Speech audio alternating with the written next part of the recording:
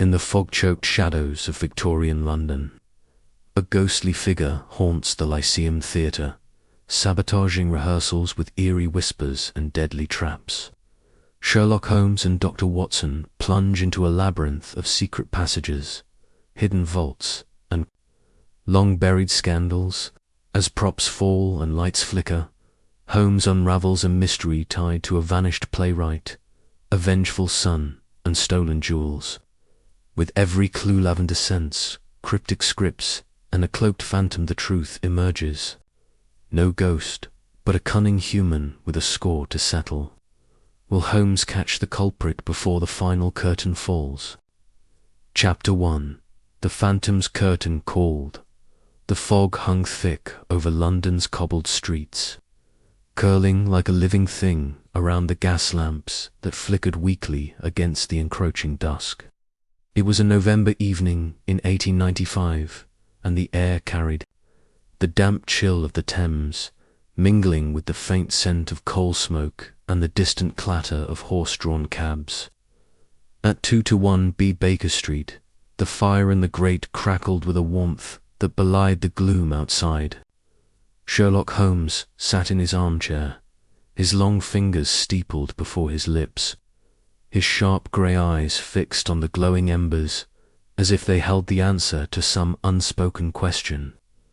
I, Dr. John Watson, sat opposite, my notebook open on my knee.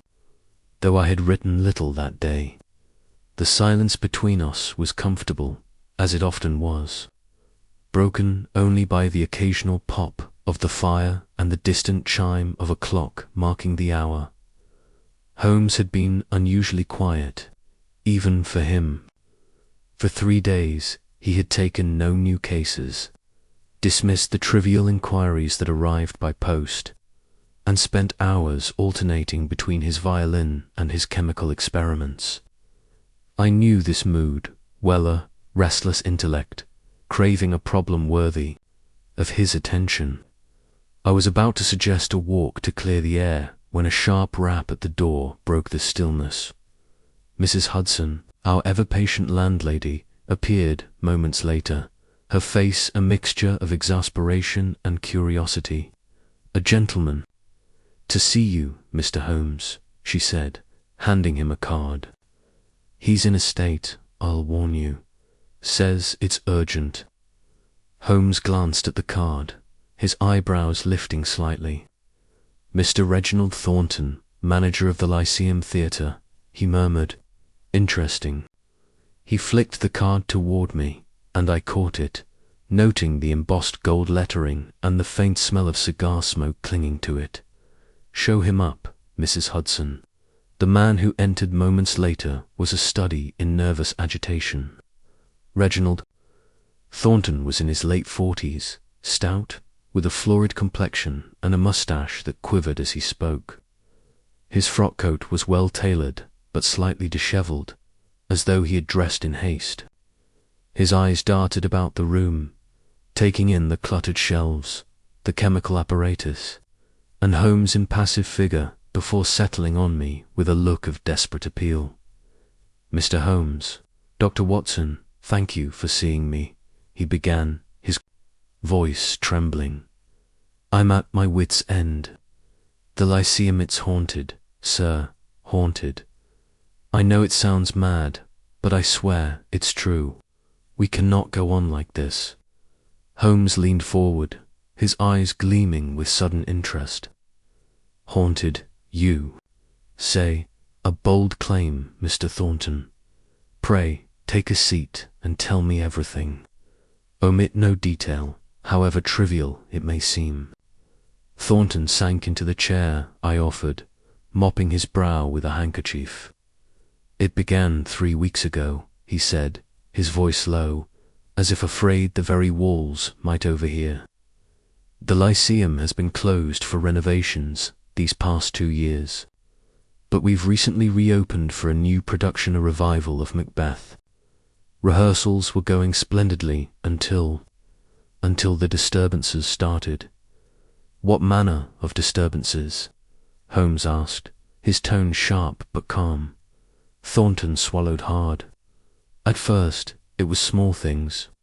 Props misplaced, costumes torn, a stagehand swearing he heard whispers in the wings when no one was there. But then it grew worse. Last week, during a rehearsal, the gaslights flickered and went out, plunging the stage into darkness. When they came back on, a figure was seen, a cloaked shape, standing center stage, motionless. The actors screamed, thinking it some prank, but when we searched, no one was there. The doors were locked, Mr. Holmes. No one could have entered or left. I glanced at Holmes, expecting a dismissive remark, but his expression remained intent. "Go on," he said. "2 nights ago, it happened again," Thornton continued. "This time, the figure moved. It glided floated across the stage, and a prop sword fell from the flies, nearly striking our lead actress, Miss Eleanor Gray. She's refused to return until the theatre is cleansed of whatever spirit haunts it. The cast is in a panic, and I'm losing money every day we cannot rehearse. The papers are calling it the Lyceum Ghost. If this continues, the theatre will be ruined." Holmes' fingers tapped lightly on the arm of his chair. "This figure, did anyone see its face?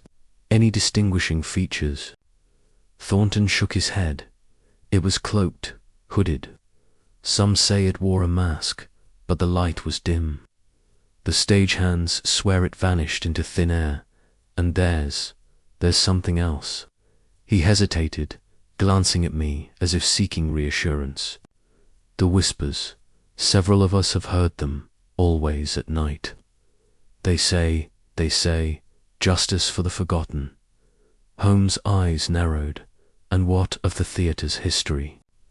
Any tragedies, scandals, or unexplained deaths associated with it?" Thornton's face paled. "There was an incident 10 years ago. A fire broke out during a performance. No one died, thank God, but the theatre was badly damaged.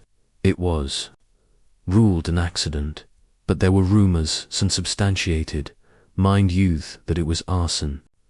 The playwright, Edward Hawthorne, disappeared shortly after.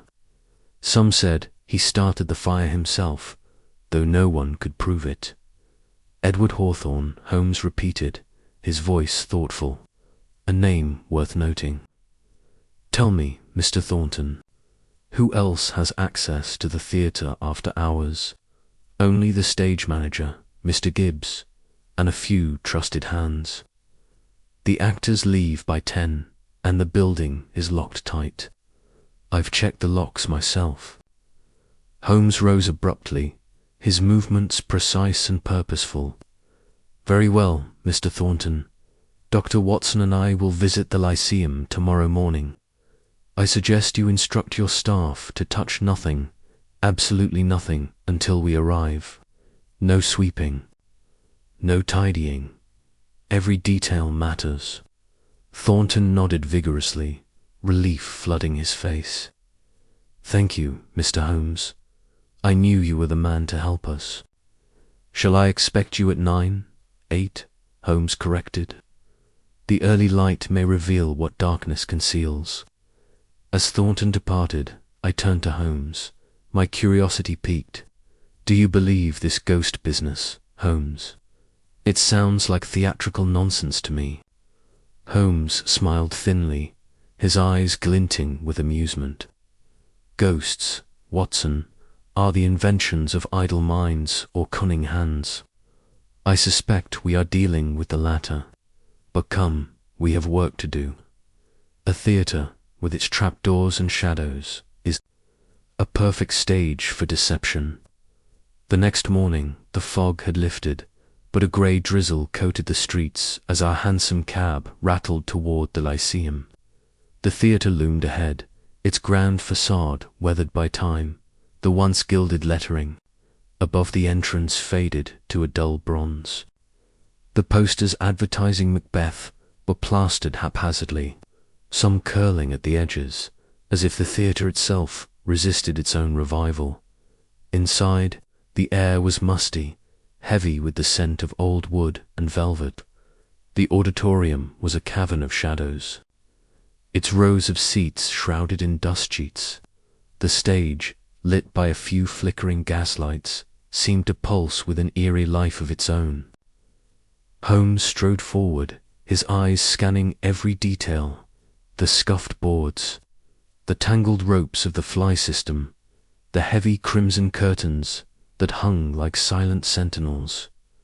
"Observe, Watson," he said, pointing to a faint trail of dust, disturbed, along the edge of the stage. "Footprints, fresh and deliberate. Someone has been here recently, and not in the course of rehearsal." I followed his gaze, noting the faint smudges.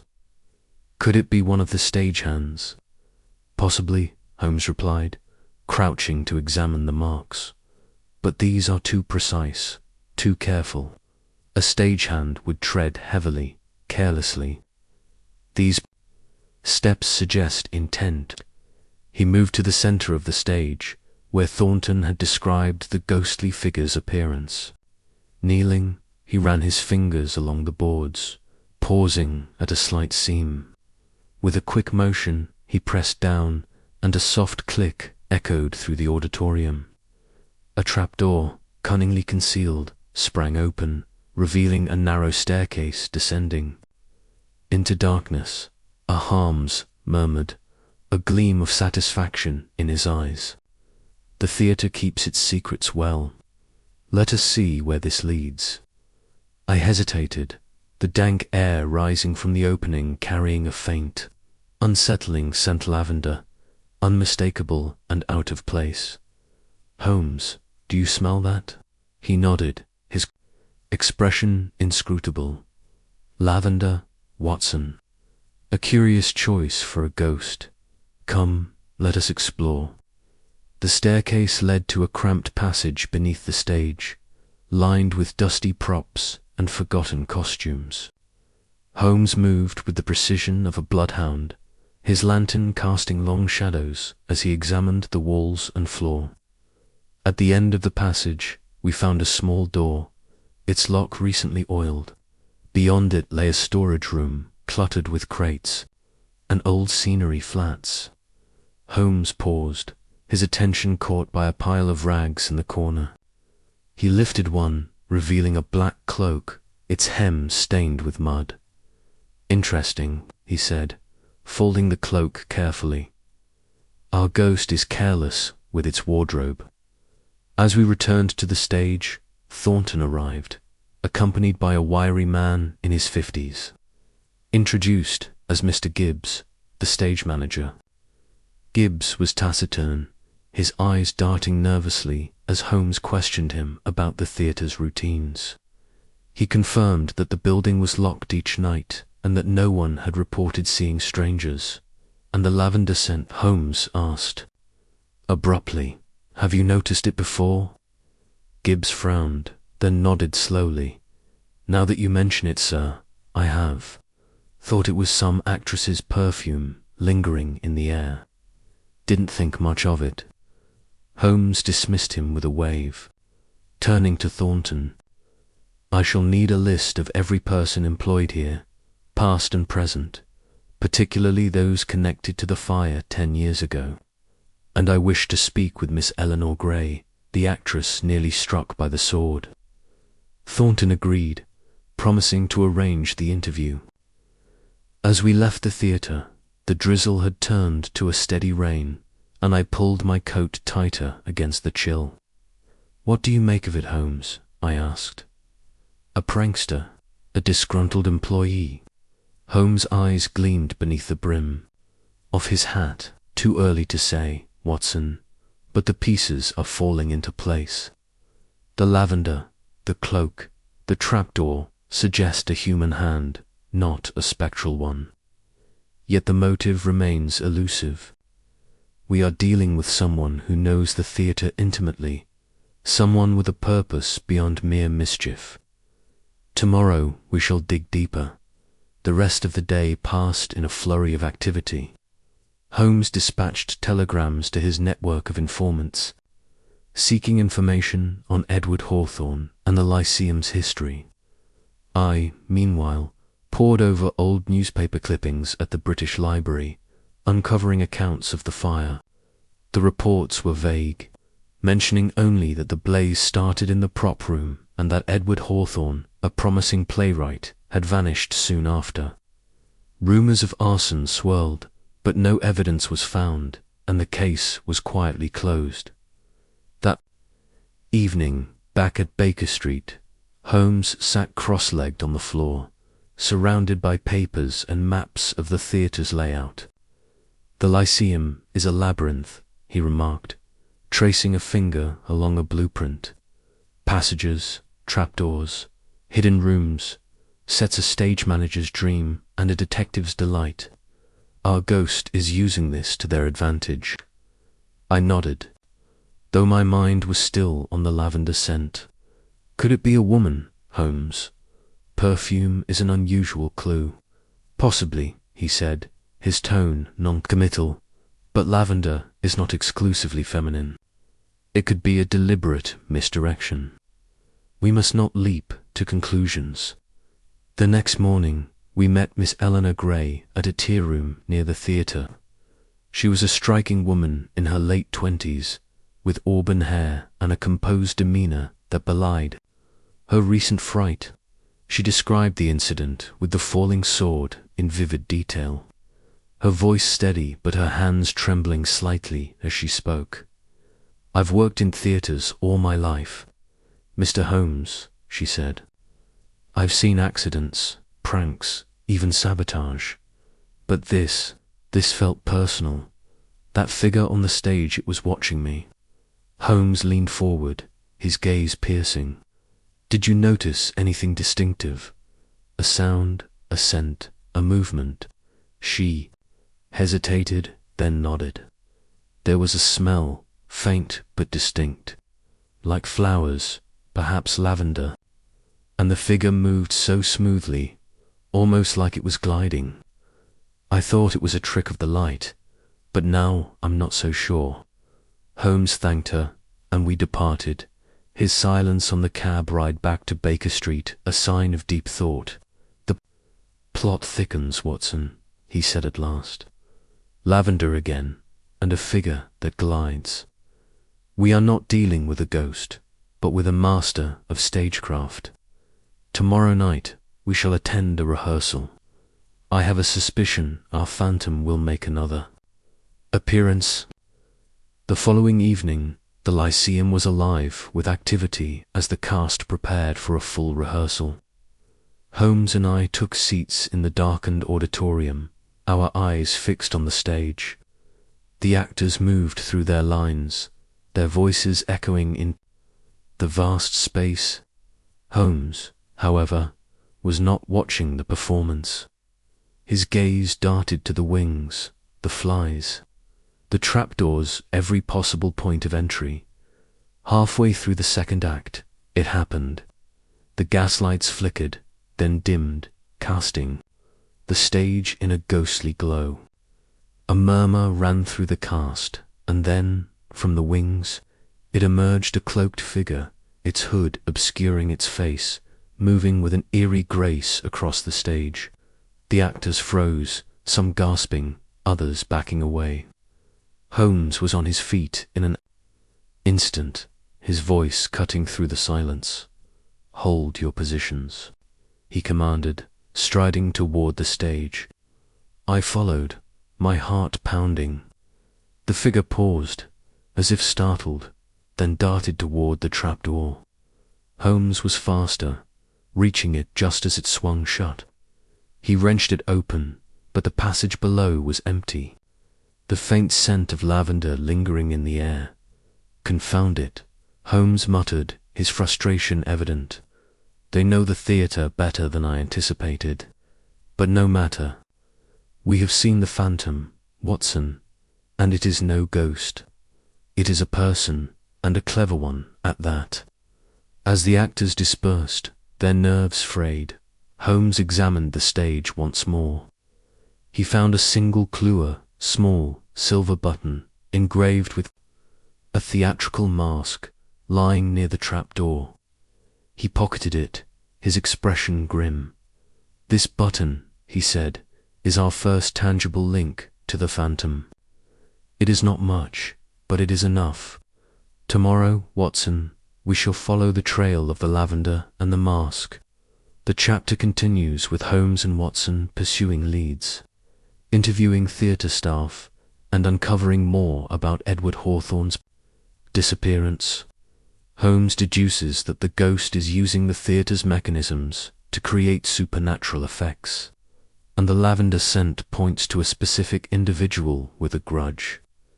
The chapter ends with Holmes planning a nighttime vigil to catch the phantom in the act, setting the stage for the next chapter's discoveries.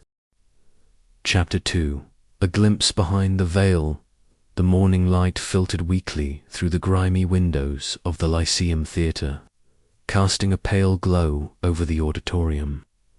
Sherlock Holmes stood on the stage, his silhouette sharp against the tattered backdrop, his eyes scanning the expanse of the theatre with an intensity that seemed to pierce the very walls. Dr. Watson, ever his faithful companion, stood nearby, his notebook open but his attention fixed on Holmes, who moved with the precision of a predator stalking unseen prey. "Watson," Holmes said, his voice low, "this theatre is a labyrinth of deception. Every creak, every shadow, is a clue if one knows where to look. Yesterday's discoveries, the footprints, the lavender, the trapdoor suggest a human hand, but the motive remains elusive. We must peel back the layers of this mystery, starting with the stage itself." Holmes knelt, his long fingers brushing the floorboards where he had noted the faint footprints the previous evening. The dust was disturbed in a pattern that suggested frequent passage, though the marks were subtle, as if the intruder had taken care to cover their tracks. He traced the outline of one print, his brow furrowing. "These are not the boots of a labourer or an actor. The heel is narrow, the sole finely crafted. Our ghost is someone of means, or at least someone with access to quality footwear." Watson jotted this down, though he couldn't help but feel a twinge of skepticism. "Holmes, surely footprints alone can't tell us that much." "Couldn't. They belong to Bryce, or one of the actors." Holmes' lips quirked into a faint smile. "Possible, but unlikely. Bryce's boots are worn, practical, those of a man who walks much and spends little. The actors, as we observed, favor theatrical attire, often impractical for stealth. No, Watson, these prints belong to someone who values discretion and has the resources to maintain it." Moving to the trapdoor, Holmes lifted it with ease, revealing the dark passage below. The scent of lavender was stronger here, a delicate note that seemed incongruous with the damp, musty air. Holmes produced a small lantern, its light cutting through the gloom as they descended. The passage was narrow, its walls lined with crumbling plaster and the occasional rusted nail. Watson's heart quickened, the confined space amplifying the sense of unease that had clung to him since their first visit. The chamber at the end of the passage was as they had left it, strewn with debris. Holmes examined the brass key he had found, holding it to the light. "This key," he said, "is our first tangible link to the ghost's purpose. It is not for a common lock. Its design suggests something older, perhaps part of the theatre's original fittings. We must find what it opens." Watson scanned the chamber, his eyes catching on a pile of old costumes, their colors faded but still vibrant in patches. Holmes, could the ghosts be using these for their disguise? A cloak, perhaps, to create the spectral effect. Holmes nodded, lifting a tattered black cloak from the pile. "Precisely, Watson. The theatricality of our ghost is deliberate. This cloak, though old, is clean, recently used. And here, he said, pointing to a faint smudge on the fabric, more lavender. Our intruder is careless, or perhaps confident. Their exploration was interrupted by a faint sound from a creak, followed by the soft thud of footsteps. Holmes extinguished the lantern, plunging them into darkness. "Quiet, Watson," he whispered. "Our ghost is bold to return so soon." They waited, the silence heavy, broken only by the occasional drip of water somewhere in the passage. The footsteps grew closer, then stopped. A faint light flickered above, as if someone were moving with a candle or lamp. Holmes motioned for Watson to follow, and they crept back toward the trapdoor, moving with care to avoid betraying their presence. Peering through the gap, they saw a figure on the stage, a cloaked silhouette, just as Eleanor Vance had described. The figure moved with purpose, adjusting the gaslights along the footlights. The flames flickered, casting eerie shadows that danced across the auditorium. Watson's breath caught, but Holmes' hand on his arm steadied him. "Observe, Holmes," murmured. "The figure is manipulating the valves. The flickering lights reported by Bryce are no supernatural phenomenon, but a mechanical trick." The figure paused, as if sensing something, then vanished into the wings. Holmes sprang up, motioning for Watson to follow. They emerged onto the stage, but the figure was gone, leaving only the faint scent of lavender and a single, freshly disturbed footprint in the dust.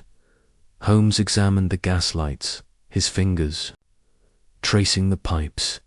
"Clever," he said. "A hidden valve, connected to a secondary line. By adjusting it, one could create the illusion of ghostly lights without ever being seen. Our intruder knows this theater intimately." Watson frowned. "But why go to such lengths?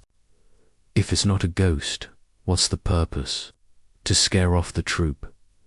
"Perhaps," Holmes said, his eyes distant. "Or perhaps the troupe is merely collateral. The theater itself may hold something of value, something worth haunting for." There, investigation was cut short by the arrival of Reginald Bryce, who looked more haggard than the day before. "Mr. Holmes, I heard noises again last night," he said, wringing his hands. "The actors are refusing to rehearse until this is resolved, and Mrs. Clara Hawthorne has agreed to meet you. She's at her home in Bloomsbury, but she's fragile. Be gentle with her." Holmes nodded, his mind already racing ahead. "Thank you, Mr. Bryce. Watson and I will visit Mrs. Hawthorne at once. In the meantime, ensure no one enters the theater without my knowledge." The journey to Bloomsbury was a quiet one, the streets bustling with morning traffic. Clara Hawthorne's home was a modest townhouse, its curtains drawn as if to shut out the world.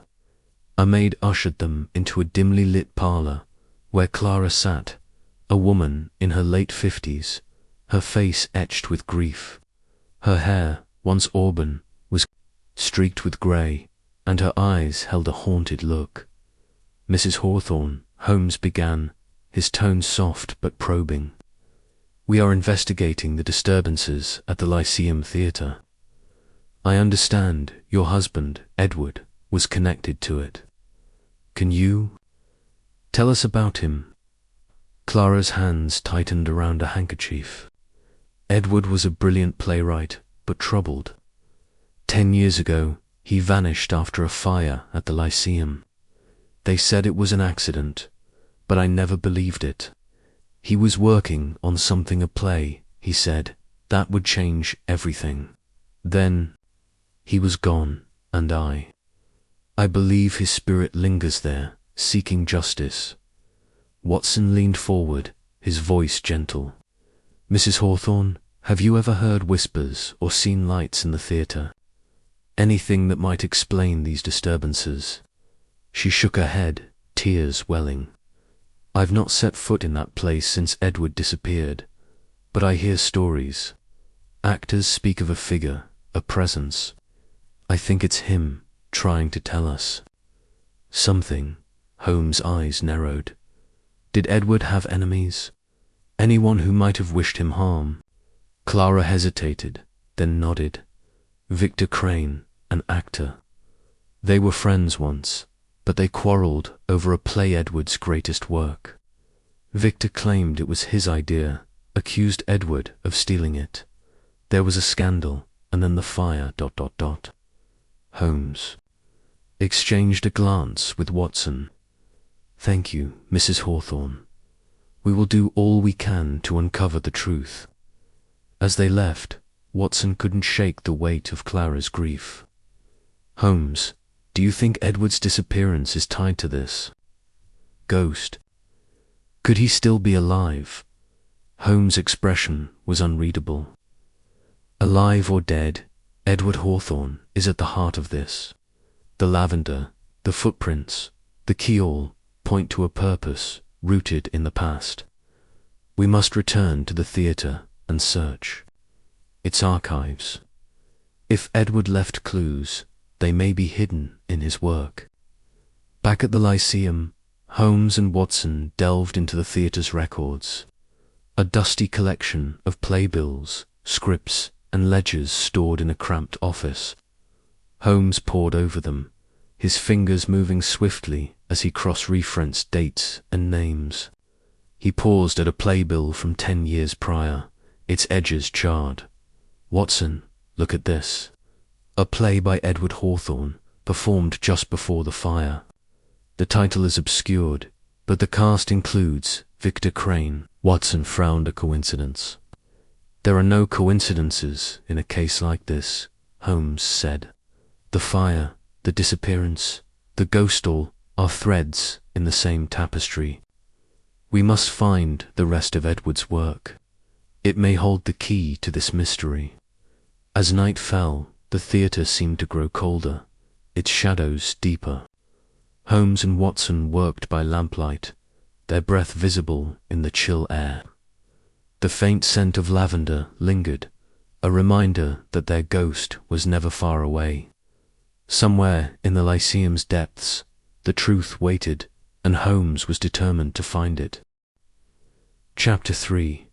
The widow's tale. The fog had thickened over London's cobbled streets, wrapping the city in a damp, grey shroud as Sherlock Holmes and Dr. John Watson made their way to the modest residence of Mrs. Clara Hawthorne, the Lyceum Theatres.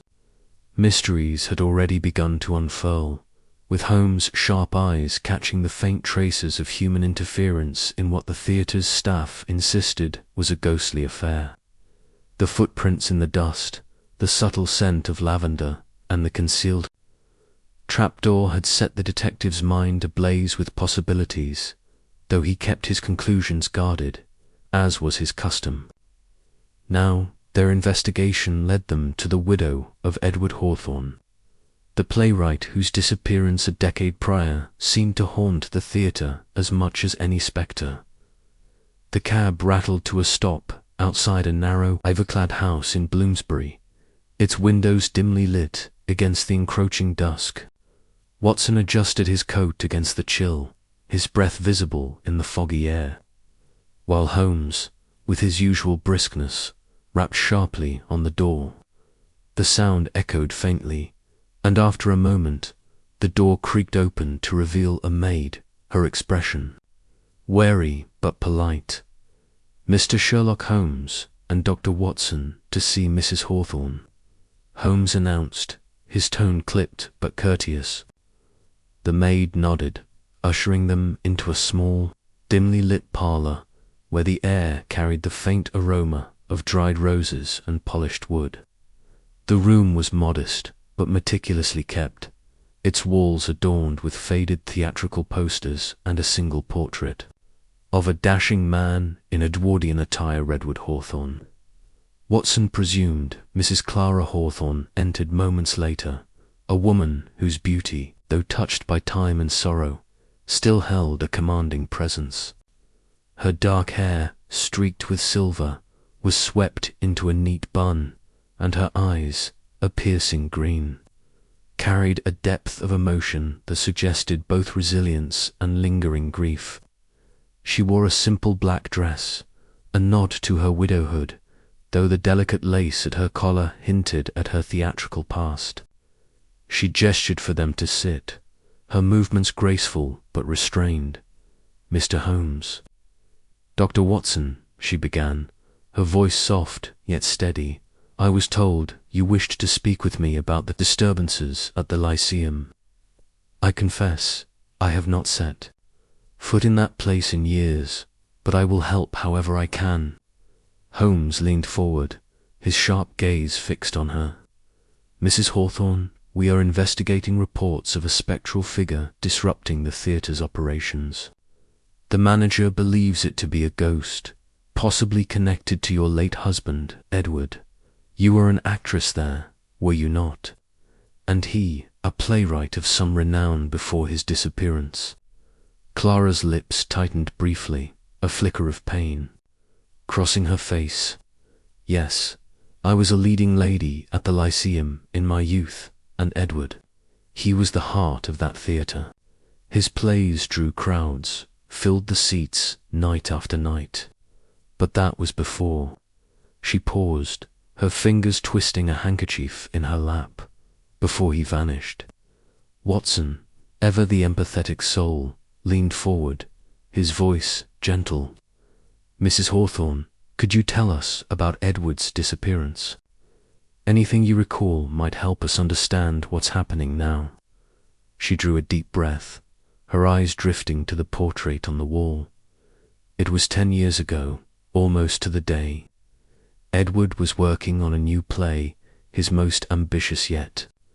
He called it The Mask of Shadows. It was to be a grand production, a tale of betrayal and hidden truths set in a mythical court. He was obsessed with it, spending hours in the theatre, even after rehearsals ended. He said the stage spoke to him, that it held secrets he needed to unravel." Holmes' eyes narrowed slightly, though his expression remained impassive. "Secrets, you say? Did he elaborate on what those might be?" Clara shook her head. "Not directly. Edward was always cryptic when it came to his work. He'd speak in riddles, saying the theatre had a life of its own, that its walls held stories no one else could hear. I thought it was just his poetic nature, but toward the end, he grew distant, secretive. He'd lock himself in his study or disappear to the Lyceum at odd hours. Then, one night, he didn't come home." Watson frowned, scribbling notes in his pocketbook. "Was there no trace of him? No message, no sign of where he might have gone?" "None," Clara replied, her voice barely above a whisper. "Police searched the theatre, his study, even the riverbanks, thinking he might have met with an accident. But there was nothing, no body, no note, only rumors whispers that he'd run off, that he'd been in debt, or worse, that he'd been involved in something unsavory. I refused to believe it. Edward loved the Lyceum, loved me, loved our son, Thomas. He wouldn't have abandoned us." Holmes steepled his fingers, his gaze unwavering. "And yet, Mrs. Hawthorne, you believe his spirit haunts the theatre?" "Why?" Her eyes met his, a spark of defiance in them. "Because I've felt him, Mr. Holmes. Not in the way the actors describe flashing lights or moving props, but in my dreams. I see him on that stage, calling out, as if he's trapped there. And the stories from the Lyceum, they've grown too frequent to dismiss. The actors say they hear his voice, reciting lines from The Mask of Shadows. They say props from his plays one's long since stored away appear on stage, as if placed by invisible hands. If it's not his spirit, then what?" Holmes' expression remained unreadable, though Watson could sense the wheels turning in his friend's mind. "Tell me about your son, Thomas," Holmes said abruptly. "Does he share your belief in his father's ghost?" Clara hesitated, her fingers tightening on the handkerchief. Thomas was only 15 when Edward disappeared. It broke him, in a way. He worshipped his father, wanted to follow in his footsteps as a writer. But after Edward vanished, Thomas became angry, withdrawn. He refused to talk about the theatre, refused to go near it. He's 25 now, living on his own, working. As a clerk, he doesn't speak of his father, but I know the pain is still there. Watson glanced at Holmes, noting the detective's slight nod, as if a piece of the puzzle had slotted into place. "Mrs. Hawthorne," Watson said gently, "do you think Thomas might know something about what happened to Edward? Something he hasn't shared?" She shook her head almost too quickly. No. Thomas was a boy then. He was as devastated as I was. If he knew anything, he would have told me. Holmes rose abruptly, his movements precise. "Thank you, Mrs. Hawthorne, for your candor. We may need to speak with you again as our investigation progresses. In the meantime, might we have your permission to examine any of Edward's belongings that remain? His papers, perhaps, or personal effects?" Clara stood, smoothing her dress. "Of course. Most of his things are still in his study, untouched. Since he left, I'll show you." She led them up a narrow staircase to a small room at the back of the house. The study was a time capsule, its shelves lined with books on theatre, mythology and history, their spines worn from use.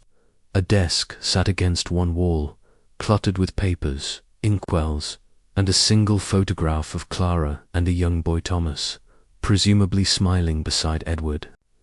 The air was heavy with the scent of old paper and something else. Faint but unmistakable. Lavender. Holmes' eyes gleamed as he took in the room. "You've kept everything as it was," he observed, his tone neutral but probing. Clara nodded. "I couldn't bear to change it. It's all I have left of him." Watson watched as Holmes moved to the desk, his gloved hands carefully sifting through the papers. He paused at a leather-bound notebook, its pages yellowed but intact, flipping. It open, he scanned the contents, his brow furrowing slightly. "Mrs. Hawthorne, did Edward ever mention a secret society or a group he was involved with, perhaps tied to the theatre?" Her eyes widened, a flicker of unease crossing her face. "A secret society? No, never. Edward was devoted to his craft, not to conspiracies. Why do you ask?" Holmes closed the notebook, slipping it into his pocket with a fluid motion. "A passing thought," he said dismissively. "We'll take our leave now, but we may return with further questions. Good evening, Mrs. Hawthorne." As they stepped back into the fog-laden street, Watson turned to Holmes, his curiosity piqued. "What was in that notebook, Holmes? And why the sudden interest in secret societies?" Holmes' lips curved into a faint smile. "The notebook contains fragments of the Mask of Shadows, Watson, but also something more, a series of cryptic notations, symbols that suggest Edward was entangled in something beyond mere playwriting. As for secret societies, let us say, I am testing a hypothesis. The lavender scent in the study, identical to that in the theatre, is no coincidence. We are dealing with a human agent, Watson, one with a personal stake in the Lyceum's past." Watson frowned, his mind racing to keep up. "You think Clara's hiding something?" "Not Clara, perhaps," Holmes replied, his eyes scanning the street as they hailed a cab, "but someone close to her. The footprints in the theatre were too small for a man of Edward's build, and the lavender suggests a connection to this household. We must look deeper into Edward's disappearance, into those he left behind." The cab rolled into the night, carrying them back toward Baker Street, where Holmes would no doubt spend the evening poring over the notebook's secrets. Watson, though accustomed to his friend's enigmatic methods, felt a chill that had little to do with the fog. The Lyceum's ghost was no phantom, but a figure driven by motives yet to be uncovered. And Watson sensed they were only beginning to pull back the curtain on a drama far darker than any staged performance. Holmes held up a page, its edges singed as if it had narrowly escaped a fire. "This is a draft of the Mask of Shadows, but interspersed among the dialogue are annotation symbols, numbers, and phrases that have no place in a theatrical script. Look here." He pointed to a line scrawled in the margin. "The order guards the veil, but the key lies beneath the fifth." Beside it was a crude sketch of a stage, with an arrow pointing to the orchestra pit. "The order," Watson repeated, his brow furrowing. "That sounds like the secret society you mentioned." "Precisely," Holmes said, his voice low and intense. "Edward was involved with a group, likely a clandestine one, that used the Lyceum as a meeting place or a repository for something valuable. The fifth could refer to a specific seat, a prop, or even a structural element of the theatre. As for the key, it suggests a literal or metaphorical means to unlock a secret, the very treasure the ghost is seeking." Watson leaned forward, his interest piqued. "And the lavender, you said it connects the theatre to Clara's house?" Holmes nodded, setting the notebook aside. "Lavender is not a common scent, Watson. It's deliberate, a signature of sorts. Whoever is haunting the Lyceum has access to Clara's household or her possessions. I suspect it's someone close to her, someone who knows the theatre's secrets and Edward's past. Thomas," Watson ventured, recalling Clara's mention of her son. Holmes' eyes gleamed. "A possibility. Young Thomas was deeply affected by his father's disappearance, and anger can fester into obsession. But we must not leap to conclusions.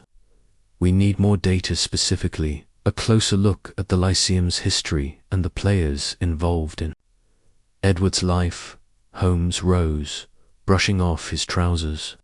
"Come, Watson, we have a theatre to revisit and a ghost to unmask. Bring your revolver, it may yet prove useful." The Lyceum Theater stood silent under the grey morning sky, its faded grandeur all the more apparent in the daylight. The manager, Mr. Percival, greeted them with a mix of relief and apprehension, his round face flushed from the morning's rehearsals. "Mr. Holmes, Dr. Watson, thank heaven you're here. The actors are refusing to perform tonight unless the ghost is dealt with. Last night, a sandbag fell from the rigging, narrowly missing our leading lady." Holmes' eyes narrowed. "Show me where it happened." Percival led them to the stage, where a heavy sandbag lay crumpled amid a scattering of sawdust. Holmes knelt, examining the rope that had held it. "Cut, not frayed," he murmured. "This was no accident, Watson. Someone tampered with the rigging, just as they manipulated the gaslights." Watson glanced at the darkened auditorium, half expecting to see the cloaked figure they'd glimpsed before. But why? To scare the actors? To shut down the theatre? Or to draw attention? Holmes said, standing. "The ghost wants to be seen, Watson, but only on their terms. Every incident, lights, whispers, falling propsies, staged for effect.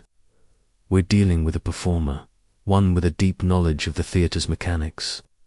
They spent the morning combing the Lyceum for further clues. Holmes lingered in the orchestra pit, his fingers tracing the worn wooden panels.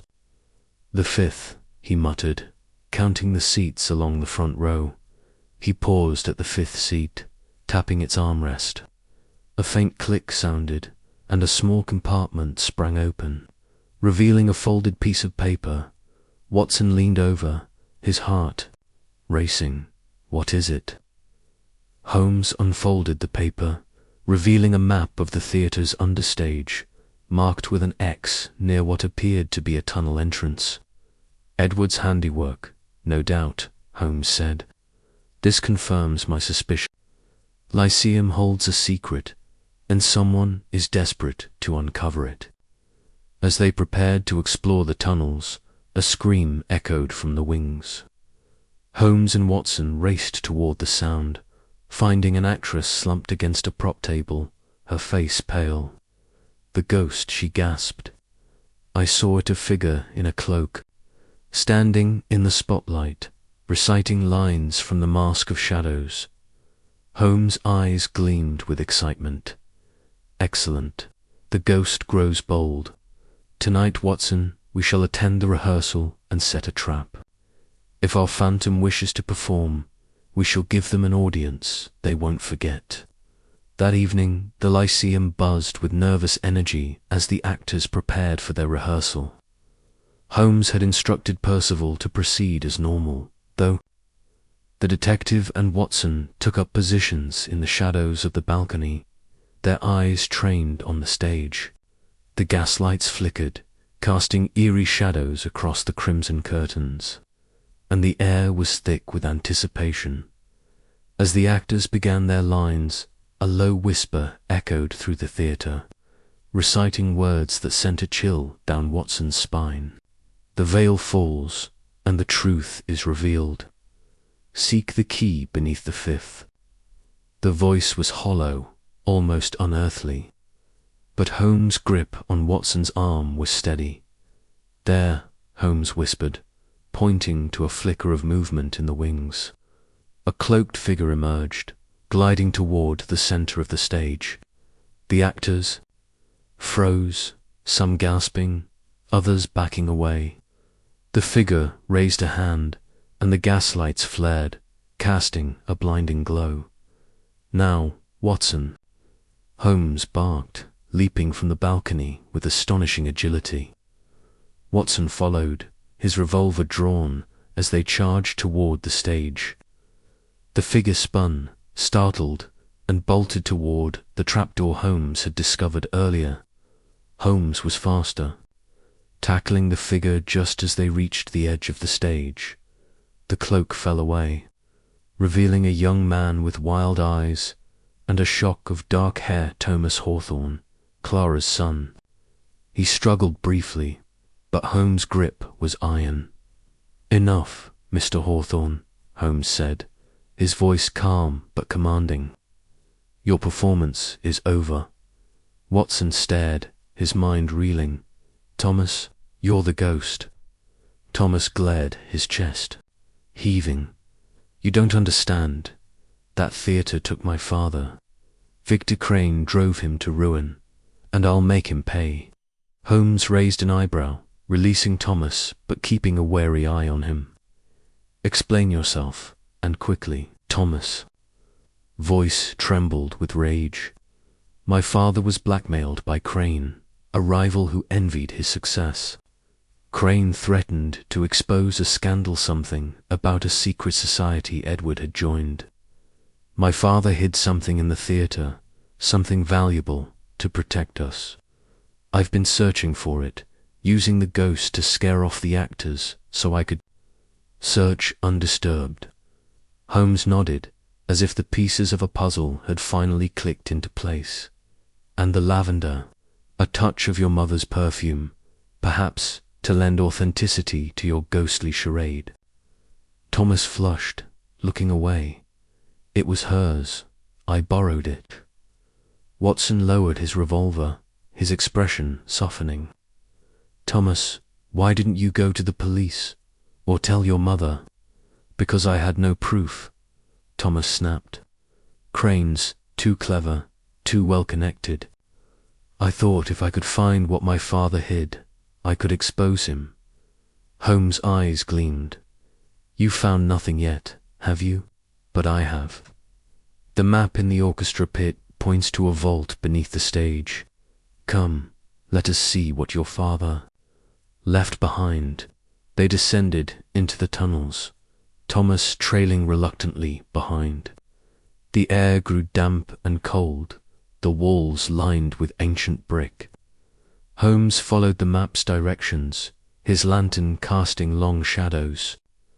At last, they reached a heavy iron door, its surface etched with the same symbols from Edward's notebook. Holmes knelt, examining the lock. "A cipher lock," he murmured. "The key is in the script." He recited the line from the mask.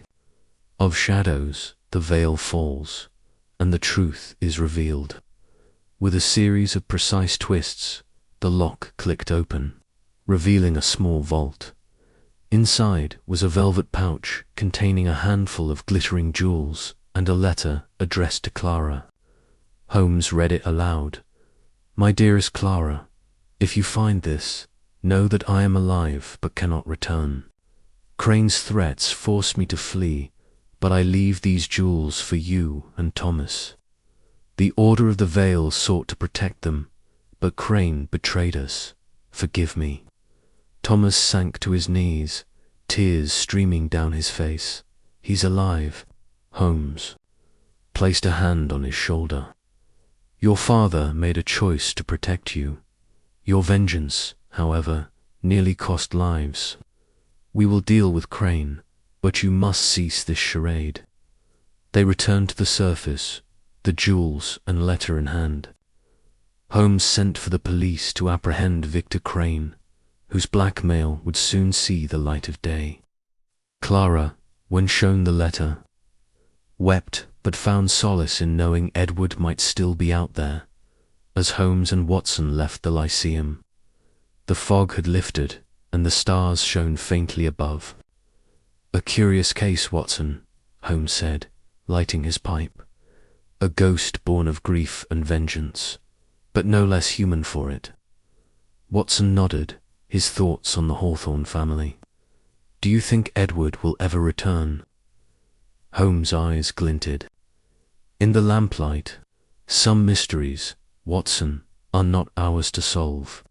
But the Lyceum's ghost is laid to rest, and that, for now, is enough." Chapter 4. Shadows of the Past. The fog hung low over London, a thick grey shroud that seemed to cling to the cobblestones and seep into the bones of the city. Sherlock Holmes and Dr. John Watson sat in their hansom cab as it rattled through the gaslit streets, the clatter of hooves a steady rhythm against the evening's eerie quiet. The Lyceum Theater loomed in their thoughts, its crumbling facade and whispered tales of a ghost drawing them back like moths to a flame. Holmes, his sharp profile illuminated by the occasional flicker of a street lamp, sat in silence, his mind no doubt dissecting the threads of the mystery they had begun to unravel. Watson, ever the observer, watched his friend, noting the faint crease in Holmes' brow, sign of deep calculation. The cab slowed as they approached the theatre district, where the grand edifices of London's playhouses stood like sentinels of a bygone era. The Lyceum, however, was no longer among the proud. Its once gilded arches were tarnished, its marquee faded, and its reputation tarnished by years of neglect and the recent rumours of a spectral presence. The manager, Mr. Reginald Baxter, had been frantic in his summons, his letter to Baker Street, detailing flickering lights, disembodied whispers, and props that moved as if guided by an unseen hand. To Watson, it smacked of superstition, but Holmes had seized upon the case with a gleam in his eye, sensing something more tangible beneath the theatrical veneer. As the cab halted, Holmes leaped out with his usual alacrity, his long coat billowing, as he strode toward the theatre's entrance. Watson followed, his medical bag slung over his shoulder, though he suspected it would see little use tonight. The heavy oak doors creaked as they entered, the air inside heavy with the scent of dust. An old velvet Baxter awaited them, eye teeth spoke. his voice a mix of urgency and dread. "Mr. Holmes, Dr. Watson, thank heavens you've come," Baxter said, his words tumbling out. "It happened again last night. The cast was rehearsing Macbeth Act 3. Mind you, when the chandelier began to sway. No wind, no earthquake, nothing. And then a voice, soft like a woman's, but cold as death, whispered from the balcony. The lead actress, Miss Eleanor, nearly fainted. Holmes' eyes narrowed, his gaze sweeping the dimly lit foyer. "Show me the stage," he said, his tone clipped but calm. Baxter led them through the auditorium, where rows of empty seats stretched into the shadows. The stage was a cavernous space, its heavy crimson curtains drawn back to reveal a set half-constructed. For the upcoming production, paint cans, ropes, and wooden flats were strewn about, evidence of a rehearsal cut short. Holmes moved with purpose, his eyes darting from the scuffed floorboards to the rigging above. Watson lingered near the footlights, peering into the orchestra pit, where a faint draught stirred the air. "Tell me, Mr. Baxter," Holmes began, crouching to examine a smudge on the stage, "when did these disturbances begin?" "About 3 weeks ago," Baxter replied, mopping his brow. "At first, it was small, things props misplaced, a costume torn. But now, it's as if the theatre itself is against us. The cast is threatening to quit, and I can't afford to cancel the season." Holmes rose, brushing dust from his hands. "And the history of this theatre? Any tragedies, scandals, or unexplained events?" Baxter hesitated, his eyes flickering to the shadows. "Well, there was the fire, about 10 years back. Not much damage, mind you, but it closed us for a month. And then there was Edward Hawthorne, the playwright. Brilliant man, wrote The Crimson Veil. He vanished right here in the Lyceum, same year as the fire. Some say he's the ghost." Watson raised an eyebrow. "A ghost playwright? Surely, Mr. Baxter, you don't believe such nonsense." Baxter shrugged, his face pale. "I don't know what to believe, Doctor, but something's not right here."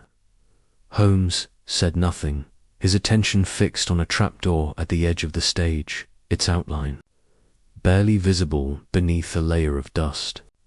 He knelt again, running his fingers along its edges.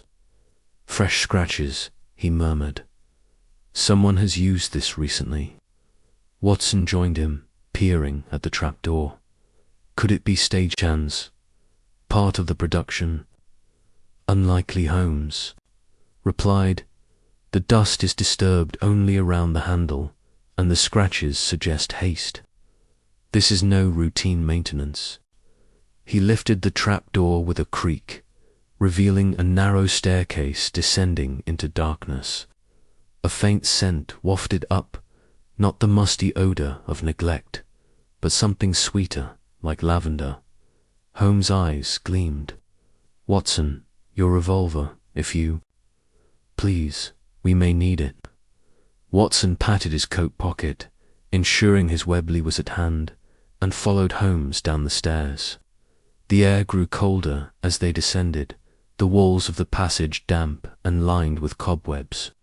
A single lantern hung at the bottom, its weak flame casting long shadows. The passage opened into a small chamber, its walls lined with crates and old costumes, their sequins glinting faintly. Holmes moved to a crate, lifting its lid to reveal a stack of yellowed playbills. "The Crimson Veil," he read aloud, holding one up. "Written by Edward Hawthorne, performed 1875. A tragedy of betrayal and revenge." Curious, Watson scanned the chamber, his unease growing. "Holmes, do you think this Hawthorne fellow is connected to the ghost?" "Not a ghost, Watson," Holmes said firmly. "The footprints, the lavender, the trapdoor point to a living hand. But the question is why? He tucked a playbill into his pocket and gestured for Watson to follow him back to the stage. As they emerged, Baxter was waiting, his anxiety palpable. "Did you find anything, Mr. Holmes?" "Enough to begin," Holmes replied cryptically. "I shall need access to your archives, Mr. Baxter. Old records, contracts, anything related to Edward Hawthorne or the fire." Baxter nodded eagerly. "Of course, anything you need. But please, Mr. Holmes, be careful. The cast is on edge, and I can't have them thinking we're poking at ghosts." Holmes gave a thin smile. "Fear not, Mr. Baxter. The only thing haunting this theatre is a truth waiting to be uncovered." The next morning, Holmes and Watson sat in the cluttered sitting room of 221B Baker Street. The playbill spread on the table before them. Holmes had spent the night poring over it, his pipe sending curls of smoke into the air. Watson, nursing a cup of tea, watched as Holmes traced a finger over the faded text. "Edward Hawthorne," Holmes mused. A rising star in the theatrical world, vanished without a trace. The playbill mentions a rival, Victor Crane, who played the lead in The Crimson Veil. There's a note here, barely legible, about a dispute between them. Something about stolen work. Watson leaned forward.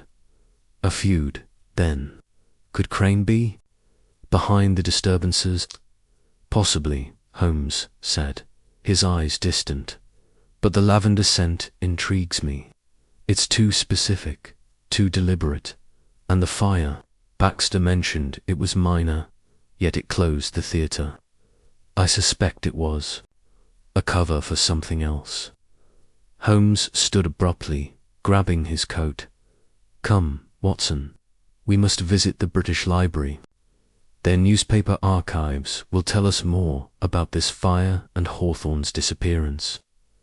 The library was a labyrinth of books and silence, its high ceilings echoing with the soft rustle of pages. Holmes, with his usual efficiency, secured access to the newspaper stacks, and soon they were surrounded by bound volumes from 1875. Watson flipped through yellowed pages, his eyes scanning headlines about politics and society scandals, until Holmes' sharp intake of breath drew his attention. "Here," Holmes said, pointing to an article in the Times. "October 1875. Fire at Lyceum Theater contained. Playwright missing. It says the fire broke out in the costume room, but the damage was minimal. Edward Hawthorne was last seen entering the theatre that night. No body was found, and the police concluded he fled the country."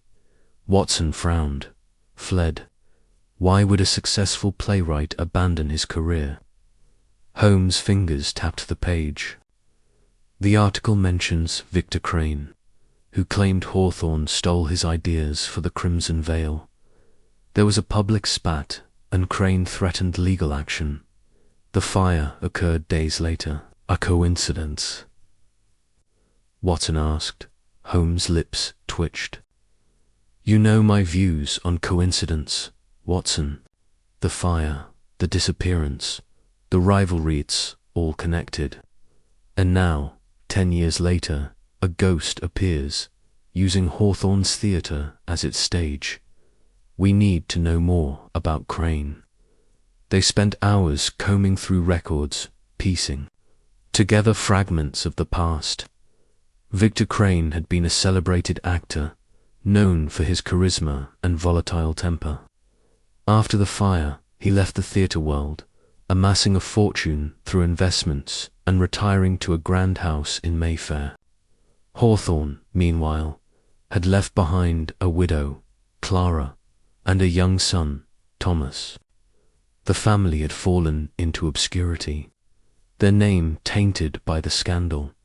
As they left the library, the sun was setting, casting long shadows across the street. Holmes was silent, his mind clearly racing.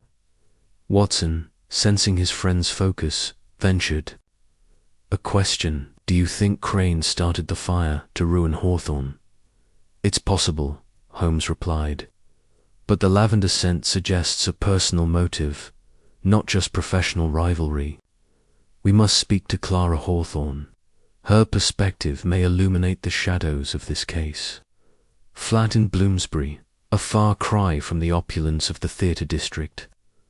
The door was answered by a woman in her late 40s, her dark hair streaked with grey, her eyes carrying the weight of years.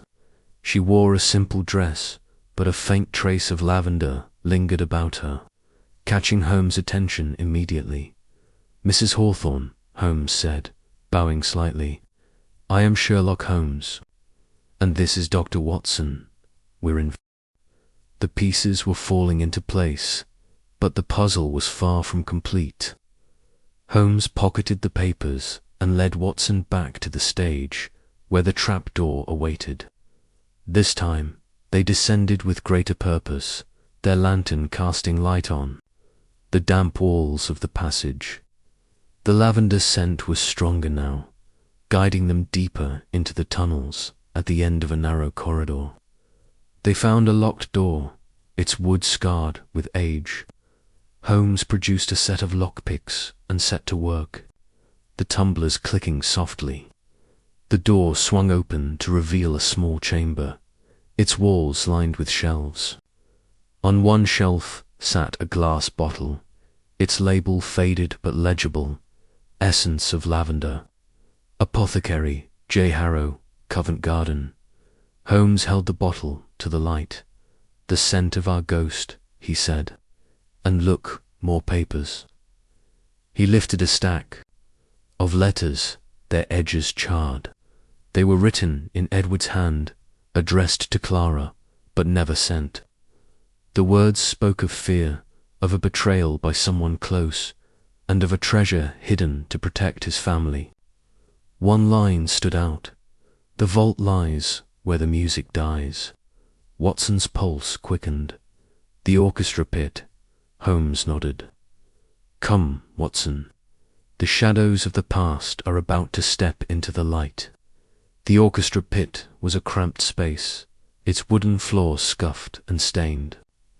Holmes knelt, tapping the boards until a hollow thud answered. With a pry bar from the stage, he lifted a panel, revealing a narrow compartment. Inside was a small chest, its lock rusted but intact. Holmes picked it open, revealing a velvet pouch, filled with glittering jewels, emeralds, sapphires. A single ruby the size of a pigeon's egg. Stolen, no doubt, Holmes said. The treasure Edward hid from his enemies. Watson stared, awestruck. But why the ghost? Why now? Holmes' eyes gleamed. Someone knows of this treasure and seeks to claim it or to keep it hidden. The lavender, the trapdoor, the gaslights all are tools of misdirection. Our ghost is no spirit, Watson, but a living soul with a purpose. As they emerged from the pit, a shadow moved in the wings-a-cloaked figure, silent and swift. Watson drew his revolver, but Holmes stayed his hand. Not yet, he whispered. Let the ghost play its part. We shall unmask it soon enough. The night stretched on, the theatre alive with secrets. Holmes and Watson retreated to the shadows, their traps set, their minds sharp. The Lyceum's ghost would not haunt much longer. Chapter 5. The clue in the footlights. The fog had thickened over London, wrapping the Lyceum Theater in a shroud of mist that seemed to seep into its very walls. The gaslights along the Strand flickered weakly, their glow barely piercing the gloom. As Sherlock Holmes and Dr. John Watson approached the theatre's weathered facade, the night was heavy with the scent of damp stone and coal smoke, and the distant clatter of horse-drawn cabs echoed faintly through the haze. The theatre, once a glittering jewel of the West End, now stood like a forgotten relic, its ornate cornices crumbling and its marquee faded to a ghostly grey. Yet, within its walls, a mystery pulsed with life, a spectral figure that had disrupted rehearsals and stirred whispers of a haunting Holmes. His sharp features, half hidden beneath the brim of his deerstalker, paused at the theatre's entrance. His grey eyes scanned the heavy oak doors, noting the fresh scratches around the lock. Curious, he murmured, his voice low and precise. The lock has been tampered with recently, Watson. Not the work of a ghost, I wager, but of someone with a far more corporeal purpose. Watson, bundled in his overcoat against the chill, frowned as he peered at the marks. You think our phantom is picking locks now, Holmes? That's a bit mundane for a spirit, isn't it? Holmes' lips twitched in the faintest of smiles. Spirits, my dear Watson, are not known for their locksmithing skills. No, we are dealing with a human hand, one that seeks to maintain the illusion of the supernatural. Come, let us see what secrets the Lyceum holds tonight. They pushed through the doors, the hinges creaking ominously as they stepped into the grand foyer. The air was stale, thick with the musty scent of old velvet and decaying wood. The chandelier above, its crystals dulled by years of neglect, swayed slightly in an unseen draught. Holmes moved with purpose, his long strides carrying him toward the auditorium while Watson followed, his medical bag slung over one shoulder. The doctor's eyes darted to the shadows, half expecting the ghostly figure to materialize from the darkness. The auditorium was a cavern of faded opulence. Rows of plush seats, their red upholstery frayed and patched, stretched toward a proscenium. Arch adorned with chipped gilt.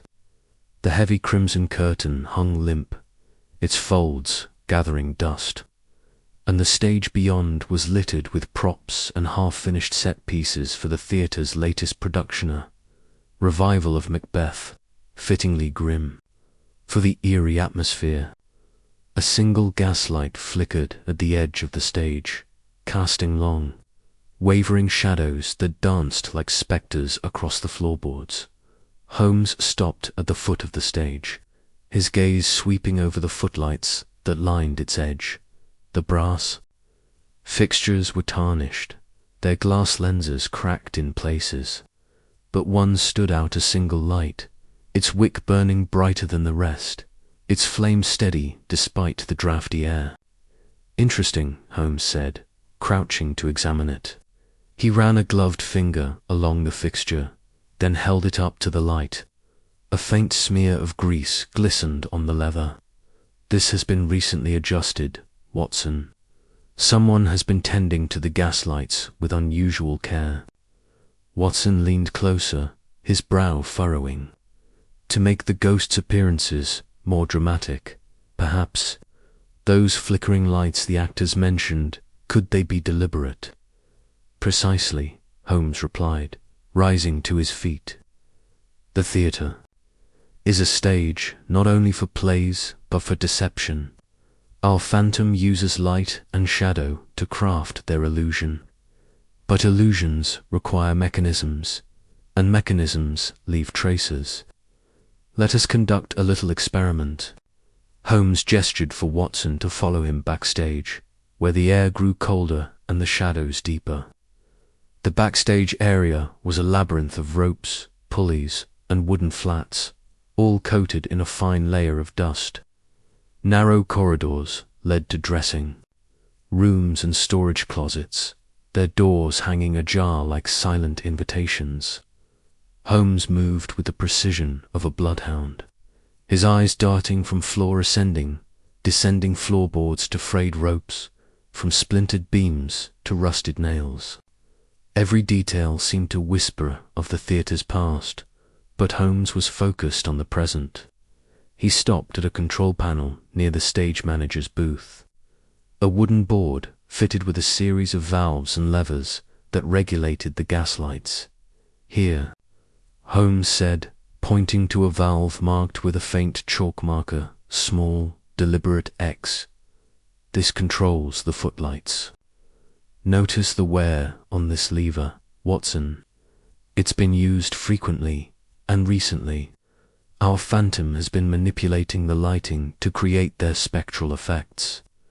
Watson peered at the valve, his moustache twitching as he considered the implications. So, they're dimming the lights to make it seem as though the ghost is affecting them. Clever, but not infallible, Holmes said. The chalk mark suggests haste or carelessness, a clue to their identity, perhaps. But we need more than clues tonight, Watson. We need the phantom themselves. Holmes proposed a stakeout, a plan to catch the ghostly figure in the act. The phantom operates at night, during rehearsals or after hours, he explained. The actors reported sightings most often during evening sessions, when the theatre is nearly empty.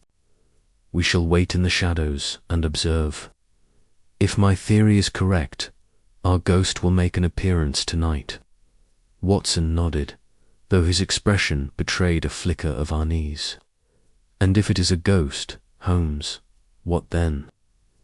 Holmes' eyes glinted with amusement. Then we shall have made a most remarkable discovery, my friend. But I suspect we'll find something far less ethereal. They chose a vantage point in the upper balcony, a shadowed nook overlooking the stage. The seats creaked. Beneath them, as they settled in, the theatre's silence pressing against their ears. The only sound was the faint hiss of the gaslights and the occasional drip of water from a leaky roof. Holmes sat motionless, his eyes fixed on the stage below, while Watson shifted restlessly, his hand resting on the revolver in his pocket. The hours crept by, the darkness deepening as the fog outside thickened, muffling the sounds of the city. It was nearing midnight when a faint noise broke the silencer's soft thud, like a footfall on the stage. Watson tensed, his grip tightening on his revolver, but Holmes raised a hand, signaling silence. Below, a figure emerged from the wings, cloaked in black, their face obscured by a hood. The figure moved with purpose, gliding toward the footlights. As they reached the control panel, the gaslights flickered, their flames dimming and flaring in an eerie rhythm, casting ghostly shadows across the stage. The effect was chilling, and Watson felt a shiver run down his spine, though he knew it was no supernatural force at work. Holmes leaned forward, his voice a whisper. Observe, Watson. The phantom is no spirit, but a manipulator of mechanics. They're adjusting the gas valves to create the illusion of a haunting. The figure moved, swiftly, their hands deftly turning levers and valves. The lights wavered again, and a low, mournful whisper seemed to emanate from the stage, a sound Watson realized must be coming from a hidden device. Perhaps a bellows or a concealed phonograph. The figure's movements were precise, practiced, suggesting familiarity with the theatre's inner workings. Holmes rose silently, motioning for Watson to follow. They descended the narrow stairs to the auditorium, moving with care to avoid detection. The figure remained oblivious, focused on their task. As they adjusted another valve, Holmes sprang forward, his voice cutting through the silence like a blade. Enough of this charade, he called. Step into the light, and let us see who plays the phantom of the Lyceum. The figure froze, then bolted toward the wings. Holmes was faster, his long legs carrying him across the stage in pursuit. Watson followed, his heart pounding as they chased the cloaked figure through the backstage maze. The phantom darted through a narrow corridor, their cloak catching on a splintered beam and tearing slightly. Holmes seized the opportunity, lunging forward and grasping the figure's arm. A brief struggle ensued, but Holmes leaped to the stage, its crimson folds swaying slightly as the gaslights flickered.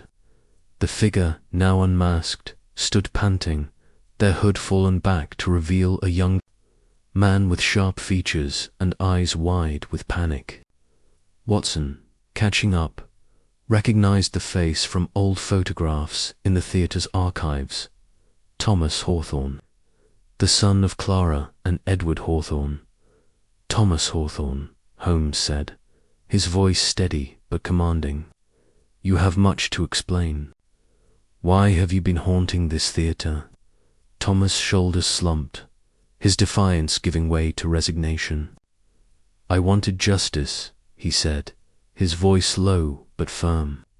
For my father, Victor Crane drove him to ruin, to disappearance. I thought if I scared the actors, ruined the productions, the theatre would close, and Crane's investment in it would fail. He'd lose everything, just like my father did. Holmes' eyes narrowed. A vendetta then. But your methods were reckless. You nearly killed an actress with that falling sandbag last week. Thomas flinched. That was an accident. I only meant to frighten them, not hurt anyone. I used the old passages, the gaslights, my father's old tricks from his plays.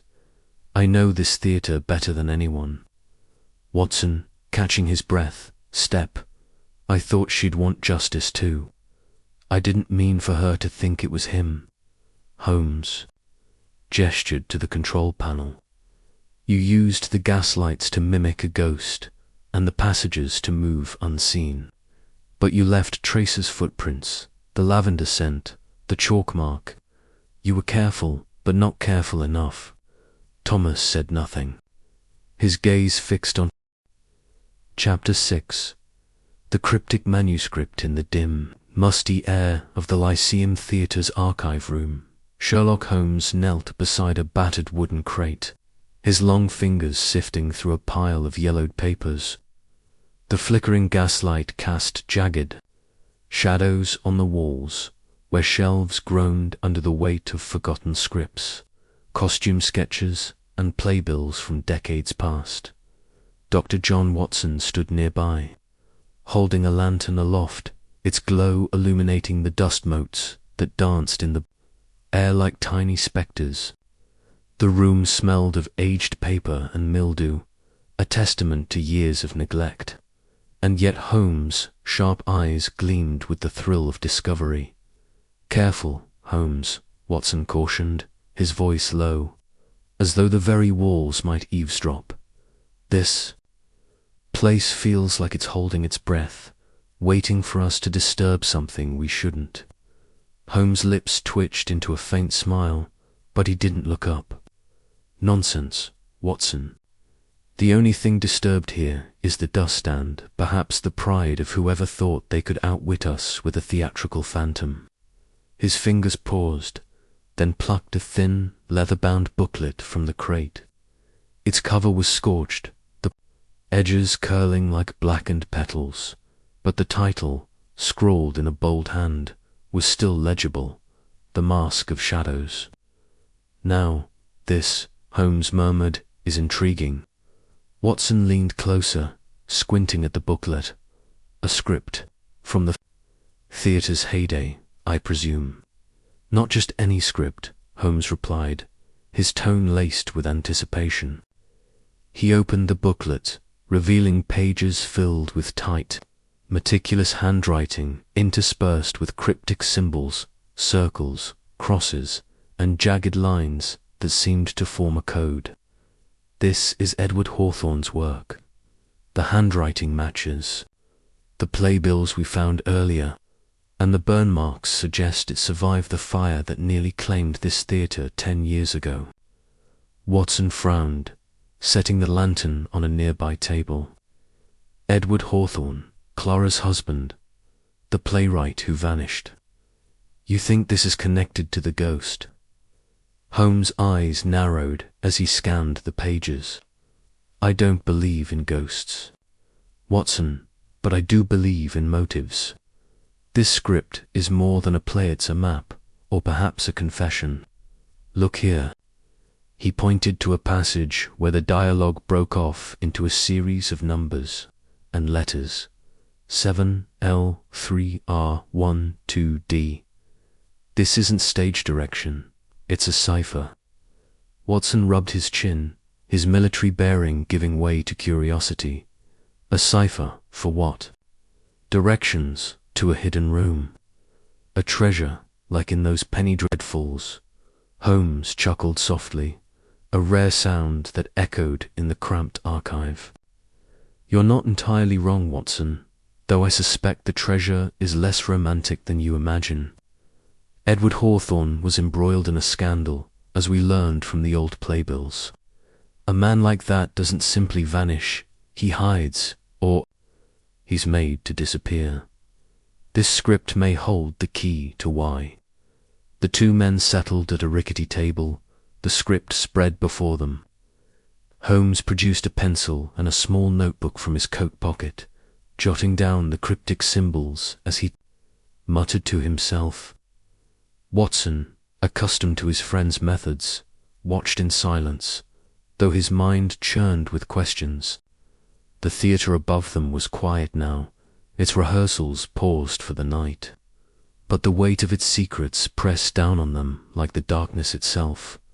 Holmes worked swiftly, his pencil scratching across the page as he cross-referenced the symbols, with a mental catalogue of ciphers he'd encountered in past cases. The numbers and letters, he said at last, correspond to a substitution code, but it's layered with a positional element. The L, R, and D likely stand for left, right, and down directions, perhaps, within the theatre's architecture. Watson raised an eyebrow. You mean to say Edward hid something in the theatre? A physical object? Or a secret? Holmes replied, his gaze distant. The script mentions a brotherhood, a secret society, perhaps, that Edward was part of. The scandal with Victor Crane may have been more than a professional rivalry. If Crane was involved with this brotherhood, or if Edward betrayed it, the consequences could explain his disappearance. Watson shifted uncomfortably, glancing at the shadows lurking beyond the lantern's glow. A secret society. That sounds like something out of a Gothic novel, Holmes. Are you sure you're not reading too much into this? Holmes' eyes flicked up, sharp and unyielding. The evidence speaks, Watson, and I listen. The footprints we found in the dust, the lavender scent, the hidden trapdoor point to someone using this theatre as a stage for their own ends. This script is the next act in their drama. For hours, they pored over the manuscript, Holmes decoding line by line while Watson catalogued their findings. The script's dialogue told a fictional tale of a masked figure seeking vengeance in a grand theatre, but the coded annotations hinted at something far more real. One passage, in particular, caught Holmes' attention, beneath the fifth star. Where shadows bow, the truth lies locked in silence. The fifth star, Holmes repeated, tapping the page. The Lyceum's auditorium has a chandelier with star-shaped ornaments, 5 prominent ones, if I recall correctly. The shadows could refer to the orchestra pit, which lies directly beneath it. Watson nodded, catching the thread, and locked in silence. A hidden compartment, perhaps. Something sealed away. Precisely, Holmes said, rising. From the table, we need to examine the orchestra pit. If Edward hid something, it's there. They gathered their tools, a crowbar, a small hammer, and the lantern, and made their way back to the theatre's main stage. The auditorium was a cavern of darkness, the seats shrouded in dust covers, the stage silent save for the faint creak of floorboards under their feet. The chandelier hung above like a ghostly constellation, its crystal stars catching the lantern's light in fleeting glimmers. Holmes climbed into the orchestra pit. A narrow space cluttered with old music stands and forgotten sheet music. He moved with purpose, his eyes scanning the floorboards for irregularities. Watson followed, holding the lantern high, his heart pounding with a mix of excitement and unease.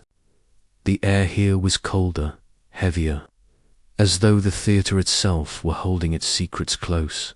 "Here," Holmes said suddenly, kneeling beside a section of the floor where the boards seemed slightly misaligned. He pressed his fingers against the wood, testing for give, then used the crowbar to pry up a panel. It came free with a groan, revealing a shallow compartment beneath. Inside was a small, locked box, its surface engraved with the same cryptic symbols from the script. Watson let out a low whistle. "Good Lord, Holmes. You were right." Holmes lifted the box carefully, examining its lock. A simple tumbler. "Mechanism," he murmured. "Child's play." He produced a set of lockpicks from his pocket and set to work, his movements precise and practiced. Within moments, the lock clicked open, and Holmes lifted the lid.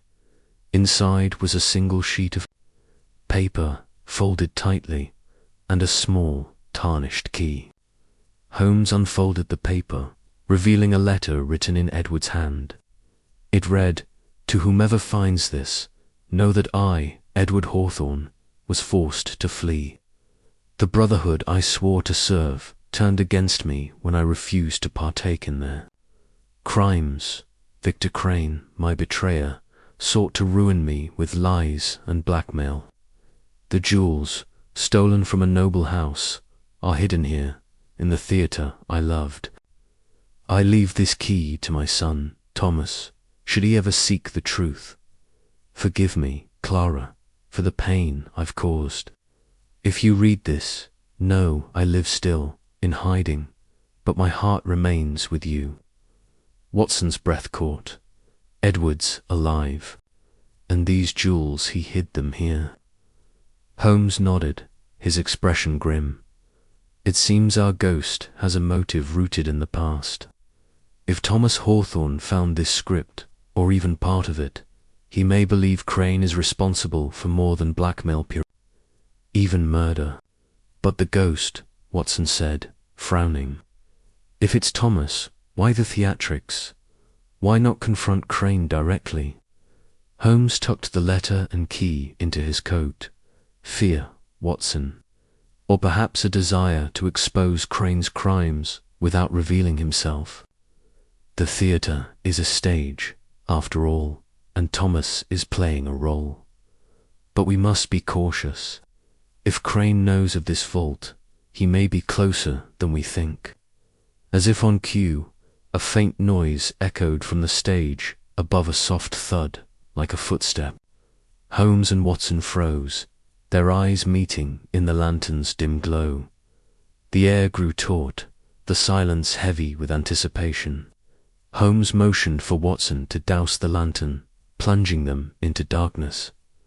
They waited, motionless, as the footsteps grew closer. A faint glow appeared at the edge of the pit, the flicker of a candle held by a cloaked figure. The figure paused, as though sensing their presence, then retreated swiftly, the candlelight vanishing into the empty theatre. But the figure was swift, disappearing into the maze of corridors backstage. By the time they reached the trapdoor, they'd discovered earlier it was ajar, swinging gently as though mocking their pursuit. "He knows the theatre's secrets better than we do," Watson panted, catching his breath. "If that was Thomas, he's been planning this for years." Holmes' eyes gleamed in the darkness. "Indeed, but he's made a mistake. He's revealed himself, and now we know what he seeks. The game is afoot, Watson, and the next act will be ours." They returned to the archive room, the manuscript still open on the table. Holmes spent the rest of the night decoding its remaining passages, each one revealing more about Edward's final days in the theatre.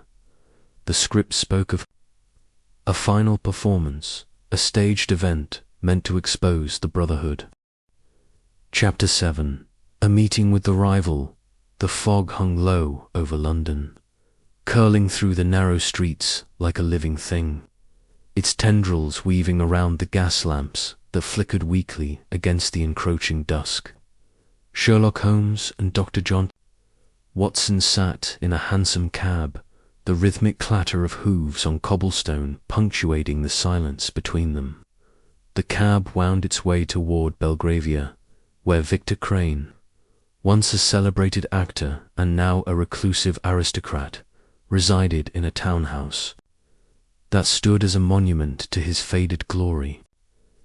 Holmes' sharp eyes gleamed with purpose, though his face remained impassive, betraying none of the intricate machinery of thought worry beneath the surface. Watson, by contrast, shifted uncomfortably, his brow furrowed as he mulled over the case's latest developments. "I still can't fathom it, Holmes," Watson said, breaking the silence. "If this Crane fellow is involved, why would he risk returning to the theatre after all these years? Surely he's comfortable in his wealth now." Holmes' lips twitched in the faintest of smiles, though his gaze remained fixed on the passing streets. "Comfort, Watson, is often a veneer for discontent. Men like Crane do not simply walk away from old grudges. They fester, and in that festering we may find the thread that unravels this ghostly charade." The cab slowed as it approached a grand Georgian townhouse, its facade all white stone and tall windows, though the curtains were drawn, giving it an air of secrecy. Holmes paid the driver with a swift motion, and the two men stepped onto the pavement, the chill of the evening biting at their exposed hands. Watson glanced at the imposing door, its brass knocker shaped like a lion's head, and felt a twinge of unease. Confronting a man like Crane, whose reputation was as much a product of charm as it was of cunning, was no small matter. Holmes, however, showed no hesitation. He rapped sharply on the door, the sound echoing in the quiet street. After a moment, a butler appeared, his face a mask of professional indifference. "Mr. Holmes and Dr. Watson to see Mr. Victor Crane," Holmes announced, his tone clipped but authoritative. The butler hesitated, his eyes narrowing slightly. "Mr. Crane is not expecting visitors. Inform him that we are here on a matter of some urgency," Holmes replied, his voice carrying an edge that brooked no argument. "I assure you he will wish to hear what we have to say." With a reluctant nod, the butler ushered them into a dimly lit foyer, its walls adorned with portraits of stern-faced men and women who seemed to watch their every move. The air smelled faintly of polished wood and cigar smoke, a testament to Crane's opulent lifestyle. They were led to a drawing room, where a fire crackled in the hearth, casting long shadows across the room's ornate furnishings. Eyes wandered to a collection of theatrical memorabilia displayed on a side-table playbills. A gilded mask, a dagger with an intricately carved handle. Each item seemed to whisper of a life left behind, yet not entirely forgotten. Victor Crane entered moments later, a tall man with silver-streaked hair and a face that retained the sharp handsomeness of his youth, though lines of cynicism now etched its edges. His eyes, a piercing blue, flicked from Holmes to Watson with a mixture of curiosity and wariness. He wore a velvet smoking jacket, and his movements were deliberate, almost theatrical, as he gestured for them to sit. "Mr. Holmes, Dr. Watson," Crane said, his voice smooth and resonant, the kind that could command a stage. "To what do I owe this unexpected visit? I confess, I am unaccustomed to receiving callers at such an hour." Holmes wasted no time. "We are here regarding the Lyceum Theater, Mr. Crane. specifically the disturbances that have plagued its recent rehearsals. I understand you have a history with the place. Crane's smile tightened, though he maintained an air of nonchalance. The Lyceum, a relic of my past, nothing more. I haven't set foot in that crumbling heap in years. Why should I concern myself with its troubles? Holmes leaned forward, his fingers steepled. Because, Mr. Crane, the troubles at the Lyceum bear the mark of someone with intimate knowledge of its workings, someone who knows its secret passages, its trapdoors, its very soul. Someone, perhaps, who once trod its boards as you did. Crane's eyes narrowed, but he laughed a low, controlled sound. You flatter me, Mr. Holmes, but I'm afraid my days of theatrical intrigue are long behind me. I've traded the stage for a quieter life. Surely you don't suspect me of haunting an old theatre like some penny dreadful villain. Watson watched the exchange closely, noting the subtle tension in Crane's posture, the way his fingers tightened around the arm of his chair. There was something guarded in his demeanor, a man accustomed to playing a part. I suspect nothing without evidence, Holmes said evenly, but I am curious about your relationship with Edward Hawthorne, a talented playwright, by all accounts. Until his mysterious disappearance, you were rivals, were you not? Crane's expression flickered, a shadow passing over his features before he recovered. Rivals? Hardly. Edward was a man of modest talent, prone to melodrama both in his scripts and his life. We had our disagreements, yes, but they were professional. Nothing more. His disappearance was a tragedy, but I had no hand in it. Holmes' gaze was unrelenting, his voice low and precise. Disagreements, you say? Yet there are whispers of a scandal afire at the Lyceum, a play that never saw the stage, and accusations that you, Mr. Crane, profited from Edward's misfortune. Care to enlighten us? Crane's composure faltered for a moment, his jaw tightening. Whispers are the currency of gossip, Mr. Holmes. The fire was an accident, and Edward's troubles were of his own making. He was in debt, you know, gambling, reckless spending. If anything, I pitied him. Watson, unable to remain silent, interjected. Pity doesn't explain why you know of the theatre's secret passages. Mr. Crane, you mentioned them just now, yet the manager claims they're known only to a select few. Crane's eyes darted to Watson, a flash of irritation crossing his face before he masked it with a smile. A slip of the tongue, Doctor. I spent years in that theatre. One hears things, picks up rumors. The Lyceum is riddled with old passages from its days as a smuggler's haven. It's no secret to those who paid attention. Holmes tilted his head, his eyes glinting with interest. And did you pay attention, Mr. Crane? Enough to know, perhaps, where a man might hide or be hidden within those walls. The question hung in the air, heavy with implication. Crane rose from his chair, his movements deliberate, and crossed to a decanter on a sideboard. He poured himself a glass of brandy, the liquid catching the firelight as he swirled it. You're fishing, Mr. Holmes, he said, his voice calm but edged with steel. If you have accusations, make them plainly. Otherwise, I suggest you leave my home. Holmes stood, his lean frame casting a long shadow. Very well, Mr. Crane, I accuse you of nothing yet.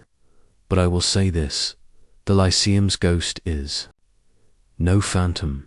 It is a man or woman with a purpose, and I intend to uncover it. If you have any wisdom to share, now would be the time. Crane met Holmes' gaze, his expression unreadable. I have nothing to hide, Mr. Holmes, but a word of advice. The Lyceum is a place of shadows. Be careful what you stir up." The interview ended there, with Crane showing them to the door with the same polished courtesy he'd greeted them with. As the hansom cab carried them back toward Baker Street, Watson couldn't shake the feeling that they'd been outmaneuvered. If only slightly. "He's hiding something, Holmes," he said, his voice low. That business about the passages, he knew more than he let on. Holmes nodded, his eyes distant. "Indeed, Watson.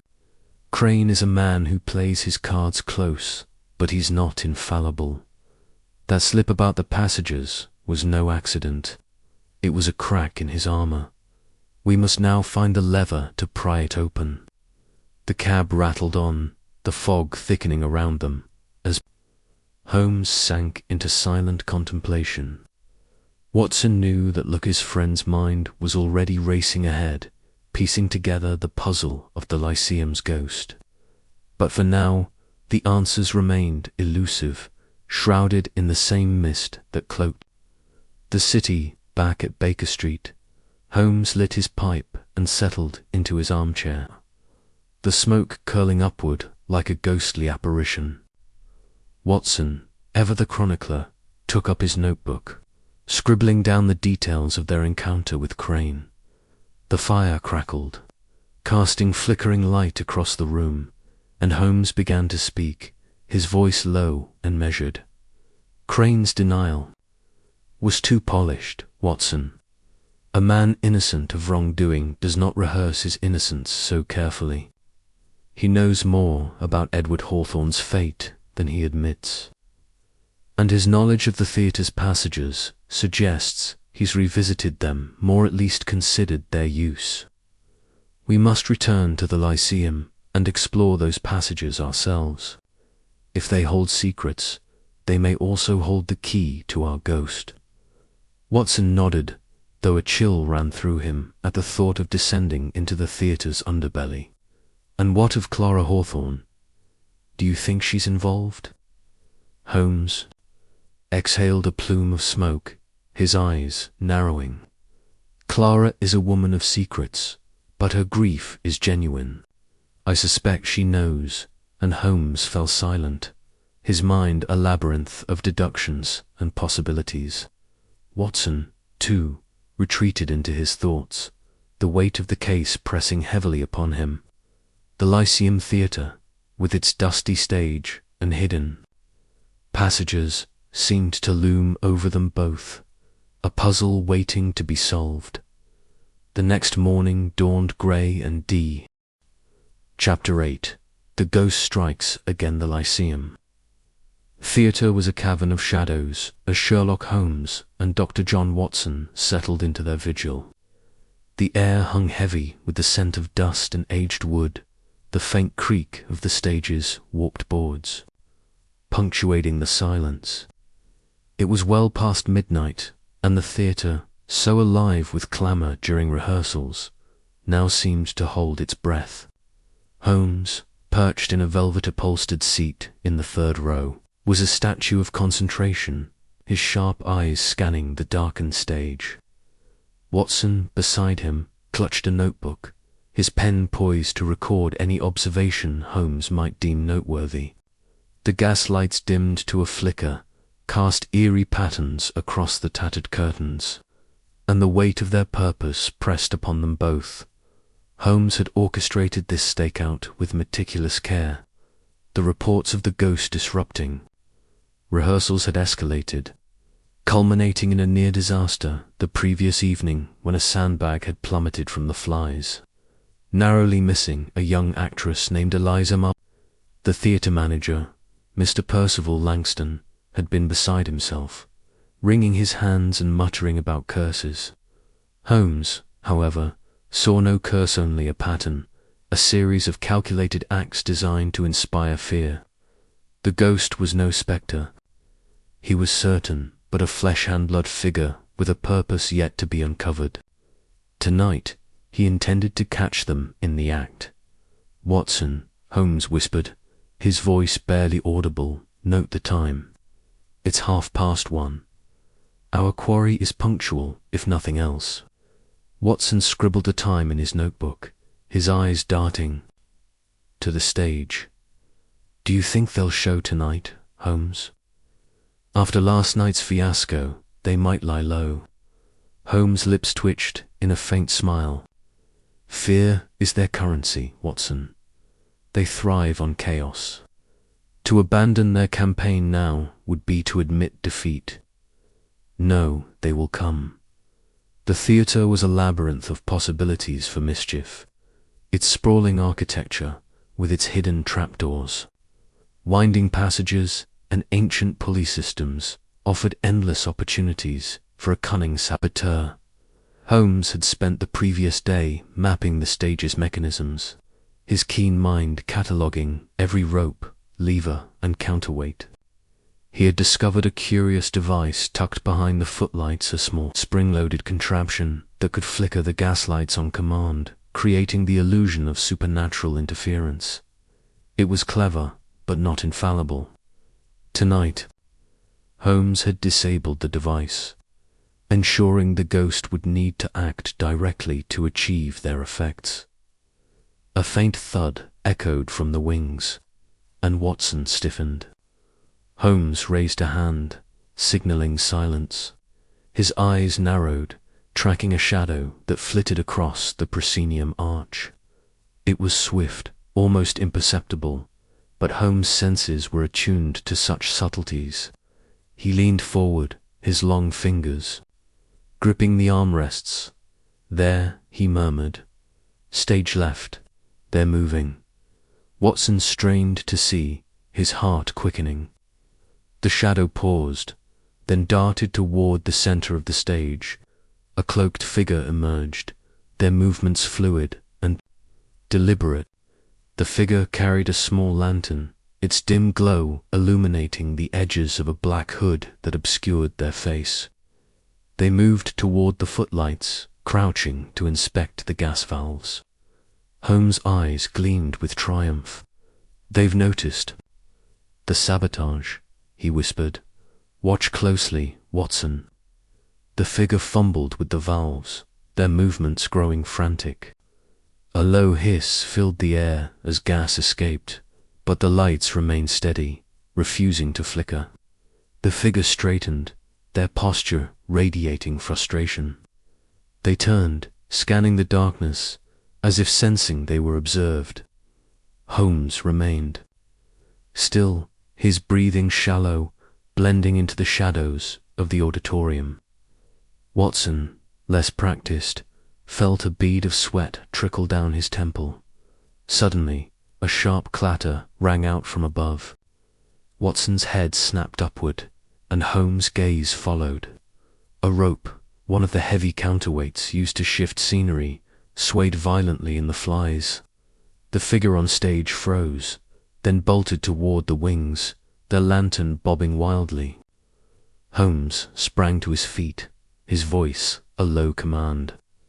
After them, Watson. They're heading for the upper gallery. Watson scrambled to follow, his boots thudding against the carpeted aisle.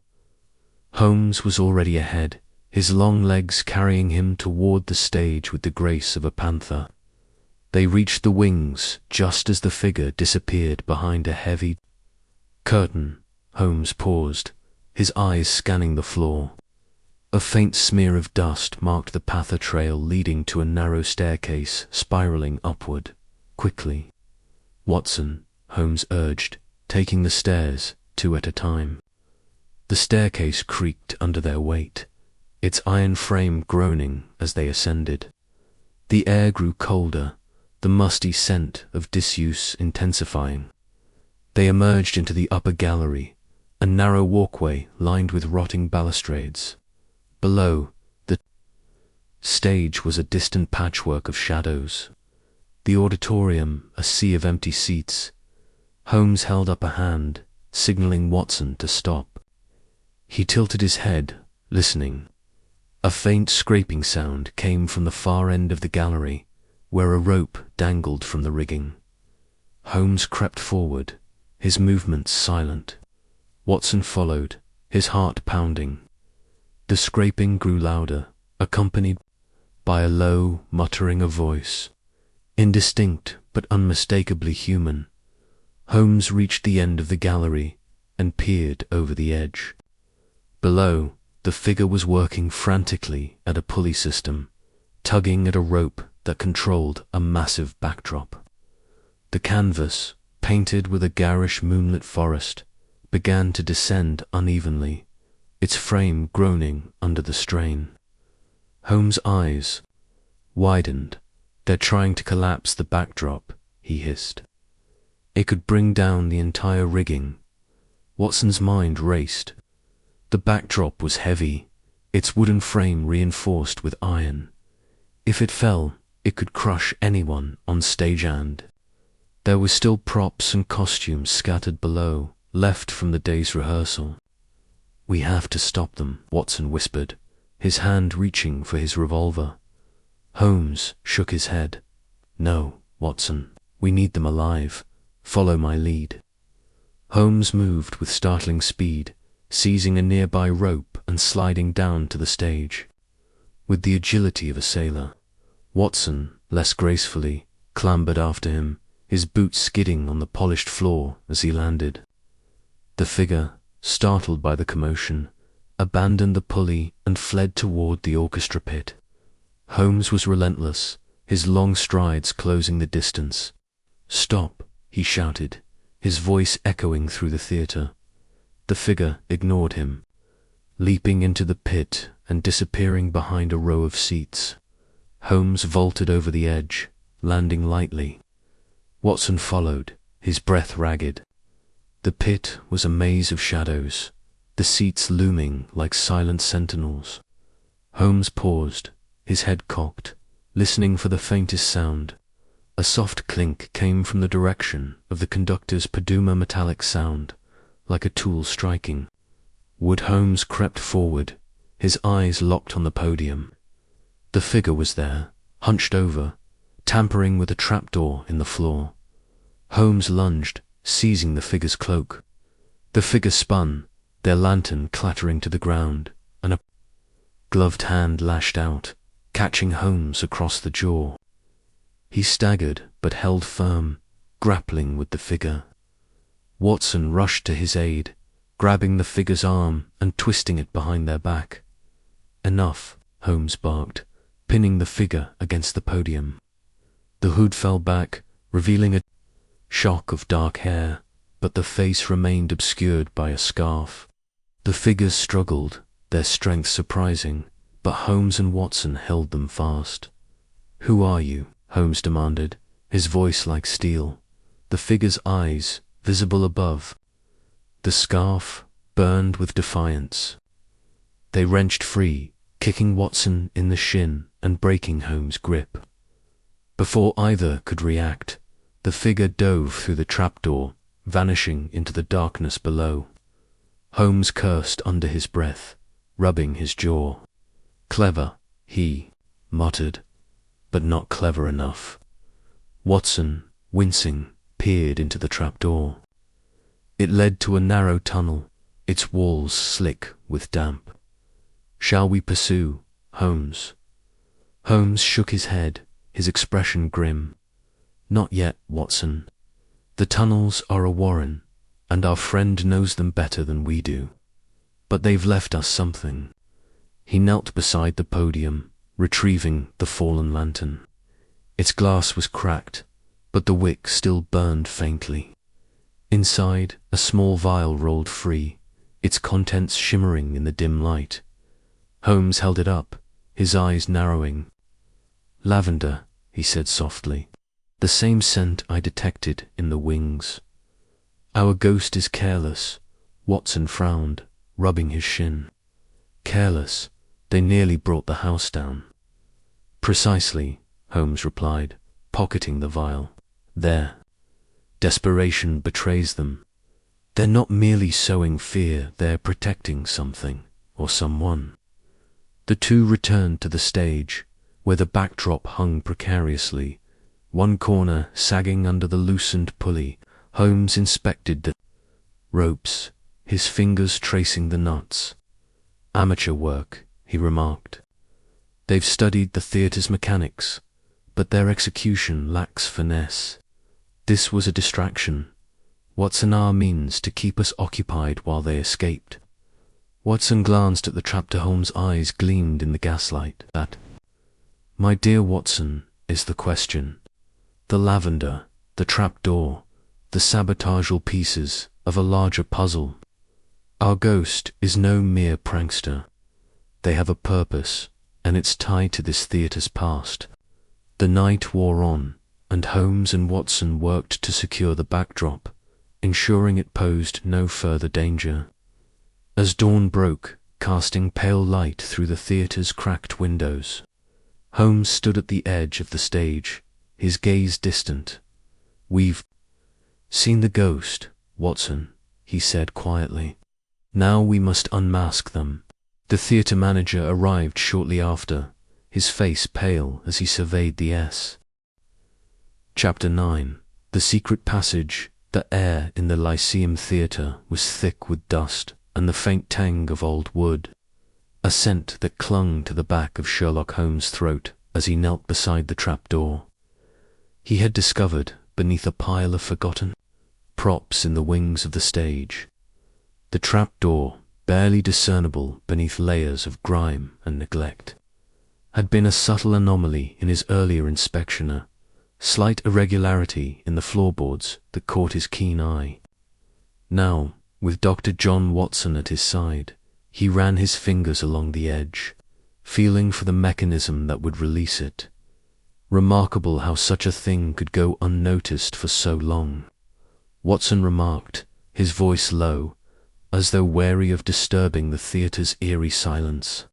The dim light of their lantern cast long shadows across the stage, the flickering flame dancing in the draught that seemed to emanate from below. Holmes' lips twitched into a faint smile, though his focus remained on the trapdoor. Neglect is the perfect cloak for secrets, Watson. A theatre, with its transient casts and fleeting performances, is a natural haven for hidden things. His fingers found a small catch, and with a soft click, the trapdoor gave way, revealing a dark, gaping maw beneath. A gust of cool, musty air rose to meet them, carrying with it the faint echo of dripping water. Watson peered into the darkness, his brow furrowing. "You're certain about this, Holmes? It looks like a descent into the underworld." "Precisely why we must explore it," Holmes replied, already lowering the lantern into the opening. The light revealed a narrow set of stone steps, worn smooth by time and use, descending into the gloom. "The ghost has been using this theatre as their stage, and I suspect this is their backstage." He glanced at Watson, his grey eyes glinting with anticipation. "Shall we?" Without waiting for a reply, Holmes began his descent, the lantern casting a wavering glow on the damp walls. Watson followed, his footsteps heavier, his hand resting on the reassuring weight of his service revolver in his coat pocket. The steps spiraled downward, the air growing colder and heavier with each step. The walls were rough-hewn stone, streaked with moss and the faint shimmer of moisture. The silence was oppressive, broken only by the faint drip-drip of water somewhere. In the distance, at the base of the stairs, they found themselves in a low, arched tunnel, its ceiling supported by crumbling brickwork. The passage stretched into darkness, branching in two directions, one leading toward the heart of the theatre, the other veering off at an angle that suggested it ran beneath the neighbouring streets. Holmes held the lantern aloft, his eyes scanning the floor. "Footprints," he murmured, pointing to a faint trail of disturbed dust leading toward the left passage. "Recent and deliberate. Our ghost is no spectre." Watson crouched to examine the prints, his medical eye noting their size and shape. A man's boots, I'd wager, narrow with a distinct heel. not the sort worn by a labourer. Indeed, Holmes said, his voice sharp with interest. The tread suggests a gentleman's shoe, well worn but meticulously maintained. Our ghost has taste, if not originality. He straightened, his gaze following the trail. Come, Watson, let us see where this leads. The tunnel wound through the earth, its walls occasionally punctuated by rusted iron brackets that once held torches. The air grew damper, the scent of mould mingling with something else, a faint, floral note that tugged at Holmes' memory. He paused, sniffing the air. Lavender, he said softly. The same scent I detected near the stage. Curious. Watson frowned, his mustache twitching. Lavender, in a place like this. Surely it's just mildew playing tricks. Holmes shook his head, his expression intent. No, Watson, this is no trick of the senses. The scent is deliberate, a signature. Our ghost is leaving breadcrumbs, whether they intend to or not. He pressed forward, the lantern's light revealing more of the tunnel's secrets. A discarded cigarette butt, its tip stained with a faint trace of rouge. A scrap of fabric caught on a jagged brick, its weave fine and costly. The passage opened into a small chamber, its walls lined with rotting wooden shelves that sagged under the weight of forgotten props, masks, wigs, and bundles of moth-eaten costumes. In the center of the room stood a small table, its surface cluttered with papers, a half-burnt candle, and a small, glinting object. Holmes approached, his movements precise, like a predator closing in on its quarry. He lifted the object, a locket, its silver surface tarnished but intact. He clicked it open, revealing a miniature portrait of a woman with striking features, her dark hair swept into an elegant chignon. Clara Hawthorne, Watson said, recognizing the face from their earlier interview. This must belong to her, or to someone who holds her in high regard, Holmes corrected, his fingers tracing the locket's edge. The clasp is worn, as though opened frequently. This is no casual keepsake. He set the locket down and turned his attention to the papers, rifling through them with practiced efficiency. Most were mundane old rehearsal schedules. Lighting cues, but one caught his eye. A single sheet, its edges charred, covered in a hurried scrawl. It's Edward's handwriting, Holmes said, holding the paper to the light. The words were fragmented, a jumble of phrases. The vault, beneath the pit, trust no one. Crane knows. He frowned, his mind racing. This suggests Edward Hawthorne was involved in something far more complex than a mere theatrical scandal. A vault, Watson, and Crane's name again. Watson's eyes narrowed. You think this is connected to the jewels you mentioned earlier? The ones rumoured to have been stolen from that society Edward was part of? Precisely, Holmes said, folding the paper and slipping it into his pocket. The locket, the lavender, the script, they all point to a personal motive, but one tied to a larger scheme. Edward Hawthorne may have vanished, but his shadow looms large over this theatre. Their exploration was interrupted by a faint sound, a soft scraping, like leather on stone, coming from the tunnel they had just left. Holmes extinguished the lantern with a swift motion, plunging them into darkness. Watson's hand tightened on his revolver, his breath shallow as they listened. The sound grew closer, deliberate, as though someone were moving with care to avoid detection. Holmes leaned close to Watson, his voice barely a whisper. Stay low. We are not alone. The darkness was absolute, the air heavy with tension. The scraping stopped, replaced by the faint creak of a board above them. Holmes' mind raced, calculating the distance to the trapdoor, the likely weight of their pursuer, the possible escape routes. He reached out, his hand finding Watson's arm, guiding him silently toward the wall. They pressed themselves against the damp stone, waiting. A faint glow appeared at the tunnel's entrance, the wavering light of a candle. The figure holding it was cloaked, their face obscured by a hood, but the faint scent of lavender wafted into the chamber. Holmes' eyes narrowed, his suspicions coalescing. The figure paused, as though sensing their presence, then turned and retreated, their footsteps fading into the distance. Holmes relit the lantern, his expression grim. Our ghost is cautious, but not cautious enough. They know these tunnels well, but they did not expect us to find them so soon. Watson exhaled, his grip on the revolver easing. Who do you think it was? Crane, or someone else entirely? Holmes did not answer immediately, his gaze fixed on the locket still resting on the table. The lavender suggests a connection to Crane, given the apothecary's testimony, but the locket points to Clara or someone close to her. The truth lies in the intersection of their motives. He turned to Watson, his voice resolute. We must return to the surface and prepare.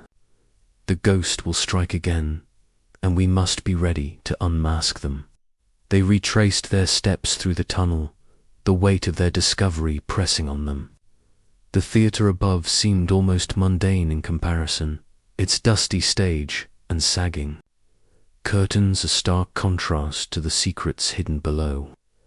As they emerged through the trapdoor, Holmes paused, his eyes scanning the stage. The gaslights flickered, casting eerie shadows that seemed to dance with a life of their own. Watson, Holmes said, his voice low but firm, we are close.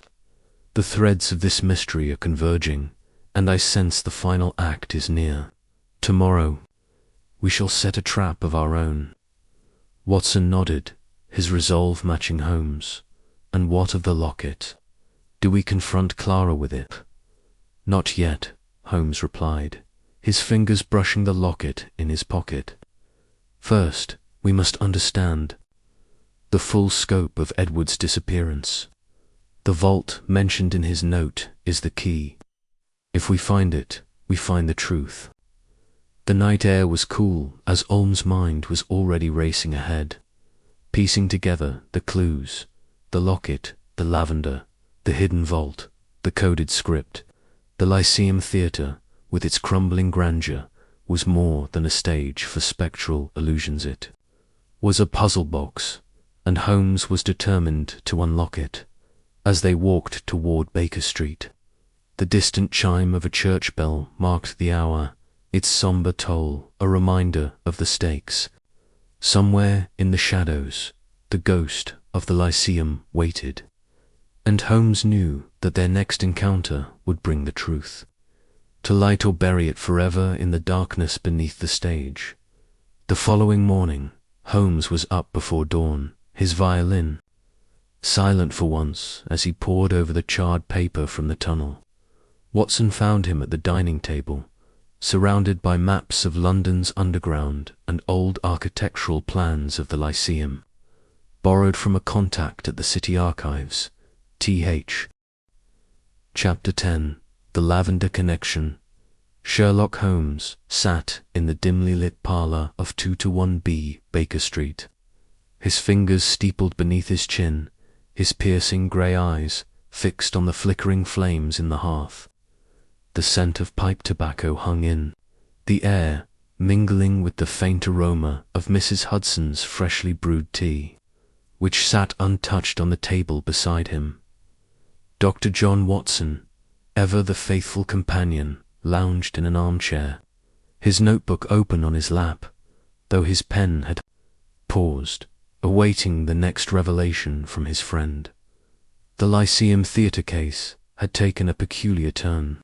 The ghostly apparitions, the whispers in the dark, the inexplicable movements of Propsall had pointed to something more earthly than spectral. Yet the precise nature of the culprit remained elusive. Holmes had already uncovered a web of secrets. Footprints in the dust, a hidden trapdoor, a half-burned script hinting at treasure, and now a faint but persistent clue, the scent of lavender. It was this fragrance that had seized Holmes' attention, a thread he was determined to follow to its source. "Watson," Holmes said abruptly, breaking the silence, "do you recall the precise nature of the scent we encountered in the theatres?" "Wings last night." Watson blinked, stirring from his reverie. "Lavender, wasn't it? Quite distinct, though I confess I didn't think much of it at the time. Theatrical types are fond of their perfumes, aren't they?" "Precisely," Holmes replied, a glint in his eye. But this was no ordinary lavender. It was sharp, almost medicinal, with an undertone of something richer, sandalwood, perhaps. Not the sort of scent one finds in a common dressing room. It lingered near the trapdoor and again near the gaslight controls. A coincidence, perhaps, but I am not inclined to believe in those. Watson raised an eyebrow. "You think the scent belongs to our ghost?" "I think," Holmes said, rising from his chair and pacing the room, "that our ghost is a man or woman of flesh and blood, and this lavender is their calling card. We must trace it. A scent so particular is not purchased at every corner shop. Come, Watson, we have work to do." The morning was crisp, the London air thick with the usual blend of coal smoke and damp cobblestones. Holmes and Watson made their way through the bustling streets of Covent Garden, where flower girls hawked their wares and costermongers shouted their prices. Holmes' destination was precise, an apothecary shop tucked away on a narrow side street, its faded sign reading Grimble's Remedies and Essences. The shop was known to Holmes from a previous case involving a poisoned perfume bottle, and he suspected it was one of the few places in London that could produce a scent as distinctive as the one haunting the Lyceum. The bell above the door jingled. As they entered, the shop was a labyrinth of shelves, lined with glass bottles, jars of dried herbs, and curious instruments for distilling essences. The air was heavy with competing fragrances, mint and something acrid that made Watson wrinkle his nose. Behind the counter stood Mr. Grimble, a wiry man with spectacles perched precariously on his nose, his hands stained with the residue of his trade. "Good morning, gentlemen," Grimble said, peering over his glasses. "What brings you to my humble establishment? A remedy for aches, perhaps, or a tonic for the nerves?" Holmes wasted no time.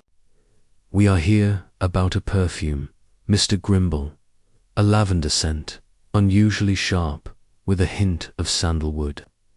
Have you sold such a blend recently?" Grimble's eyes narrowed, though his expression remained polite. "Lavender, you say? I carry several varieties, but one with sandalwood. That's a custom blend, not something I sell off the shelf. May I ask why you're inquiring?" Holmes leaned forward, his voice low but commanding. "A matter of some urgency, sir. This scent has been noted at the scene of, let us call it, an unusual occurrence. I need to know who purchased it and when." Grimble hesitated, his fingers tapping nervously on the counter. "I'm not in the habit of disclosing my customer's business, Mr. Holmes. You'll understand, I'm sure, that discretion is paramount in my trade." Holmes' lips curled into a thin smile. "Discretion is admirable, but obstruction is not. I am Sherlock Holmes, and this is Dr. Watson. We are investigating a matter that may involve serious crime. If you prefer, I can return with Inspector Lestrade and a warrant, but I suspect you'd rather assist us now." The mention of Holmes' name had its usual effect. Grimble's shoulders sagged, and he sighed. "Very well, Mr. Holmes. I do recall a lavender-sandalwood blend. It's a rare request, one I mixed myself not 2 months ago. The customer was a gentleman, well-dressed, perhaps in his 50s, with a sharp manner about him. He insisted on the exact proportions, lavender to dominate, but with sandalwood to give it depth, paid in cash and didn't give a name. Holmes' eyes gleamed. Describe him, if you please. Every detail. Grimble rubbed his chin, thinking. Tall, thin, with a slight stoop. Greying hair, neatly trimmed. Wore a dark overcoat and a silk scarf red, I think. Oh, and he had a cane with a silver handle, shaped like a hawk's head. Quite distinctive. Watson scribbled the description in his notebook, glancing at Holmes. The detective's face was unreadable, but Watson could sense the wheels turning. In his mind, the description bore a striking resemblance to Victor Crane, the reclusive actor-turned-aristocrat they had uncovered in their investigation. Crane, who had a history with Edward Hawthorne, Clara's missing husband, and who had let slip knowledge of the theatre's secret passages. "Thank you, Mr. Grimble," Holmes said, tipping his hat. "You've been most helpful. One final question. How often does this gentleman purchase this blend?" "Every few weeks," Grimble replied. "He was in just yesterday, as a matter of fact. Said he needed a fresh bottle for a special occasion." Holmes nodded, his expression inscrutable. "Good day, Mr. Grimble." As they stepped back into the street, Watson could contain his curiosity no longer. "Holmes, do you think it's Crane? The description fits, and the timing yesterday, you saplaces him near the theatre when the ghost struck again." Holmes' eyes narrowed as he lit a cigarette, exhaling a plume of smoke into the chilly air. "It is suggestive, Watson, but we must not leap to conclusions. The scent ties Crane to the theatre, but it does not prove he is our ghost. We need more evidence, sir. Direct link to the sabotage, or better yet, a sighting of him in the act. The lavender is a clue, not a verdict." Their next stop was the Lyceum itself, where rehearsals for The Tempest were underway, despite the ongoing disturbances. The theatre was a cavernous space, its once grand interior now faded, with peeling paint and worn velvet seats. The stage was alive with activity actors reciting lines, stage hands adjusting scenery, and the director, a harried man named Mr. Percival, barking orders. Yet the atmosphere was tense, as if everyone expected the ghost to appear at any moment. Holmes and Watson slipped into the wings, where the lavender scent had been strongest. Holmes knelt, examining the floorboards near the trapdoor they had discovered earlier. He ran his fingers along the seams, then produced a small magnifying glass from his pocket. "Interesting," he murmured. "The dust here has been disturbed. Again, and there, see that smudge. It's wax, likely from a candle. Our ghost is not content to lurk in the dark." Watson frowned. "But why the lavender? If Crane is behind this, why wear such a distinctive scent? It's almost as if he wants to be noticed."